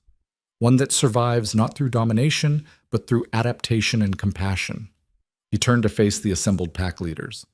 I challenge for leadership not because I want power, but because the current system is broken. Because it allowed the council to murder children and call it order. Because it makes people like me invisible when we should be valued. I challenge because someone has to prove change is possible. His voice dropped. I challenge because 3 abandoned pups taught me that protection and loyalty mean more than rank or designation. The amphitheater was absolutely silent. Then, from somewhere in the upper tiers, a single voice called out. I accept the challenge. I recognize Kale Silvermane as legitimate. Another voice joined. Then another.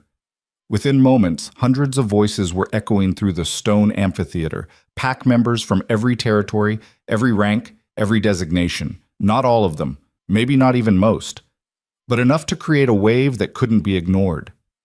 The pack leaders conferred among themselves, their voices rising and falling in heated debate. Finally, the woman who'd been first to challenge the council stood and addressed the assembly. By majority consensus of recognized pack leaders, we accept Kale Silvermane's challenge as legitimate.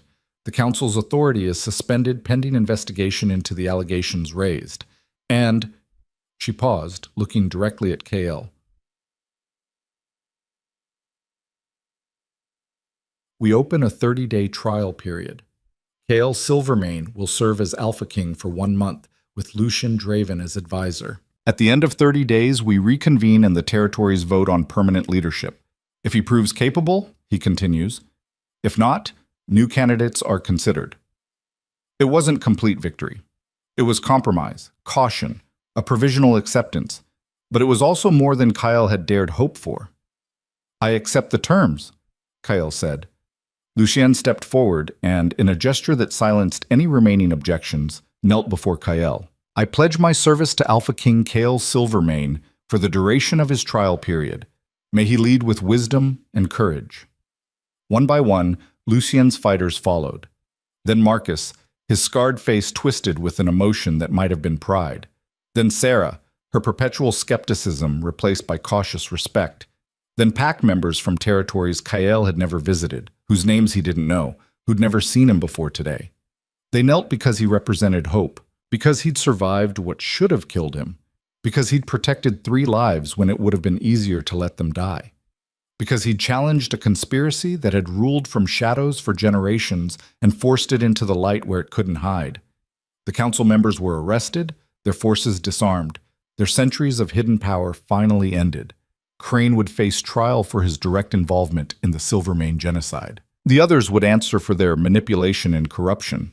Justice, messy, complicated, imperfect, was finally being served. As the assembly dispersed, as pack leaders departed to carry news of this historic day to their territories, Kale stood on the platform feeling overwhelmed and terrified, and impossibly alive. The 3 guardian wolves, no longer quite pups, but not yet fully grown, pressed against him. Ash's storm gray fur gleamed in afternoon light. Ember's rust coat seemed to smolder with inner fire. Ghost's pale eyes reflected something ancient and knowing. They'll grow with you, Magistrate Frost said, approaching the platform. Guardian wolves bond to their Silvermane protector. As you grow into leadership, they'll grow into their full power. In a year, they'll be formidable. In 5, they'll be legendary. I'm not sure I'll last 5 years, Kale admitted. Neither am I, Frost said with brutal honesty. You have a month to prove yourself. 30 days to demonstrate you can lead. And there are still people who want you dead, who see you as a threat, who'll do everything possible to ensure you fail. She smiled slightly. But you've survived worse. You survived Victor, the cleaners, and a royal conspiracy. Maybe you'll surprise us all. Lucian joined them, his expression unreadable. The hard part starts now. Governing is more difficult than surviving. You'll need to make decisions that hurt people you care about. You'll need to compromise your ideals to maintain stability. You'll need to become what you said you wouldn't, someone who commands rather than requests. Then I'll fail, Kael said simply, because I won't become that. I'll lead the only way I know how, by listening, by adapting, by accepting that I don't have all the answers. He looked at Lucien. Will that be enough? I don't know, Lucien admitted. But I'm willing to find out. And more importantly, he gestured to the hundreds of pack members still lingering in the amphitheater, watching Kael with expressions ranging from hope to curiosity to cautious optimism. They're willing to find out. The next 30 days would determine everything, whether an Omega could lead, whether the hierarchy could be challenged without destroying civilization, whether courage and compassion were enough to replace centuries of domination and fear. Kael didn't know the answers, but standing in that ancient amphitheater, surrounded by allies who'd become friends, protected by guardian wolves who'd been abandoned pups, wearing the colors of a family he'd barely remembered until weeks ago, he was ready to try. Because that's what Silvermane philosophy had always been about.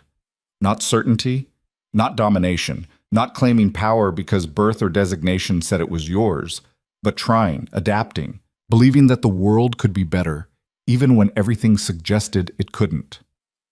3 abandoned pups had taught him that, had shown him that protection mattered more than hierarchy, that loyalty transcended designation, that sometimes the invisible became the most powerful simply by refusing to stay hidden. As the sun set over the mountains, casting long shadows across the ceremonial grounds, Kael Silvermane, former invisible Omega, survivor of genocide, protector of the forgotten, took his first step into a future he'd never imagined, and discovered that leadership wasn't about being ready.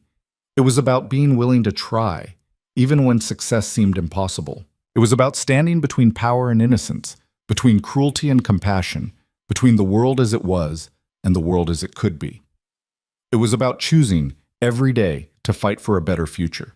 Not because victory was guaranteed, but because the fight itself gave meaning to survival. The invisible had become unforgettable. The forgotten had forced the world to remember. And in the harsh frontier where strength had always meant domination, a new kind of power was being born. One built on courage, loyalty, and the revolutionary idea that everyone, regardless of designation or birth, deserved dignity. The old order was falling, a new one was rising, and at its center stood an Omega who'd survived the impossible, 3 guardian wolves who'd defied death, and a belief that had outlasted 23 years of attempted erasure. The belief that change was possible, that the world could be better, that even the smallest, most invisible life could reshape the foundations of power itself. In the frozen borderlands of what had been Iron Fang territory, where Kael had once survived on scraps and secrets, a future was being written. Not in blood and domination, but in courage and choice. And for the first time in his life, Kael wasn't invisible, wasn't forgotten, wasn't surviving. He was living, leading, becoming something the world had never seen before. An Omega who ruled not through force, but through the revolutionary power of earned respect. The journey had begun with 3 abandoned lives he'd chosen to protect. It ended with an entire civilization watching to see if compassion could triumph over cruelty, if merit could replace birthright, if an invisible outcast could lead them into a future where designation no longer determined destiny. 30 days to prove it was possible. 30 days to change everything. 30 days to show the world that the forgotten could become legendary. As darkness fell and stars emerged like silver fire above the mountains, Kael looked toward that future with 3 guardian wolves at his side and hope, fragile but real, burning in his chest. The impossible had happened. Now came the hard part, making it last. But that was a challenge for tomorrow. Tonight, surrounded by allies and protectors and the echoes of his murdered family's dreams, Kael Silvermane allowed himself one moment of peace. He'd survived, he'd challenged, he'd won, and the world would never be the same.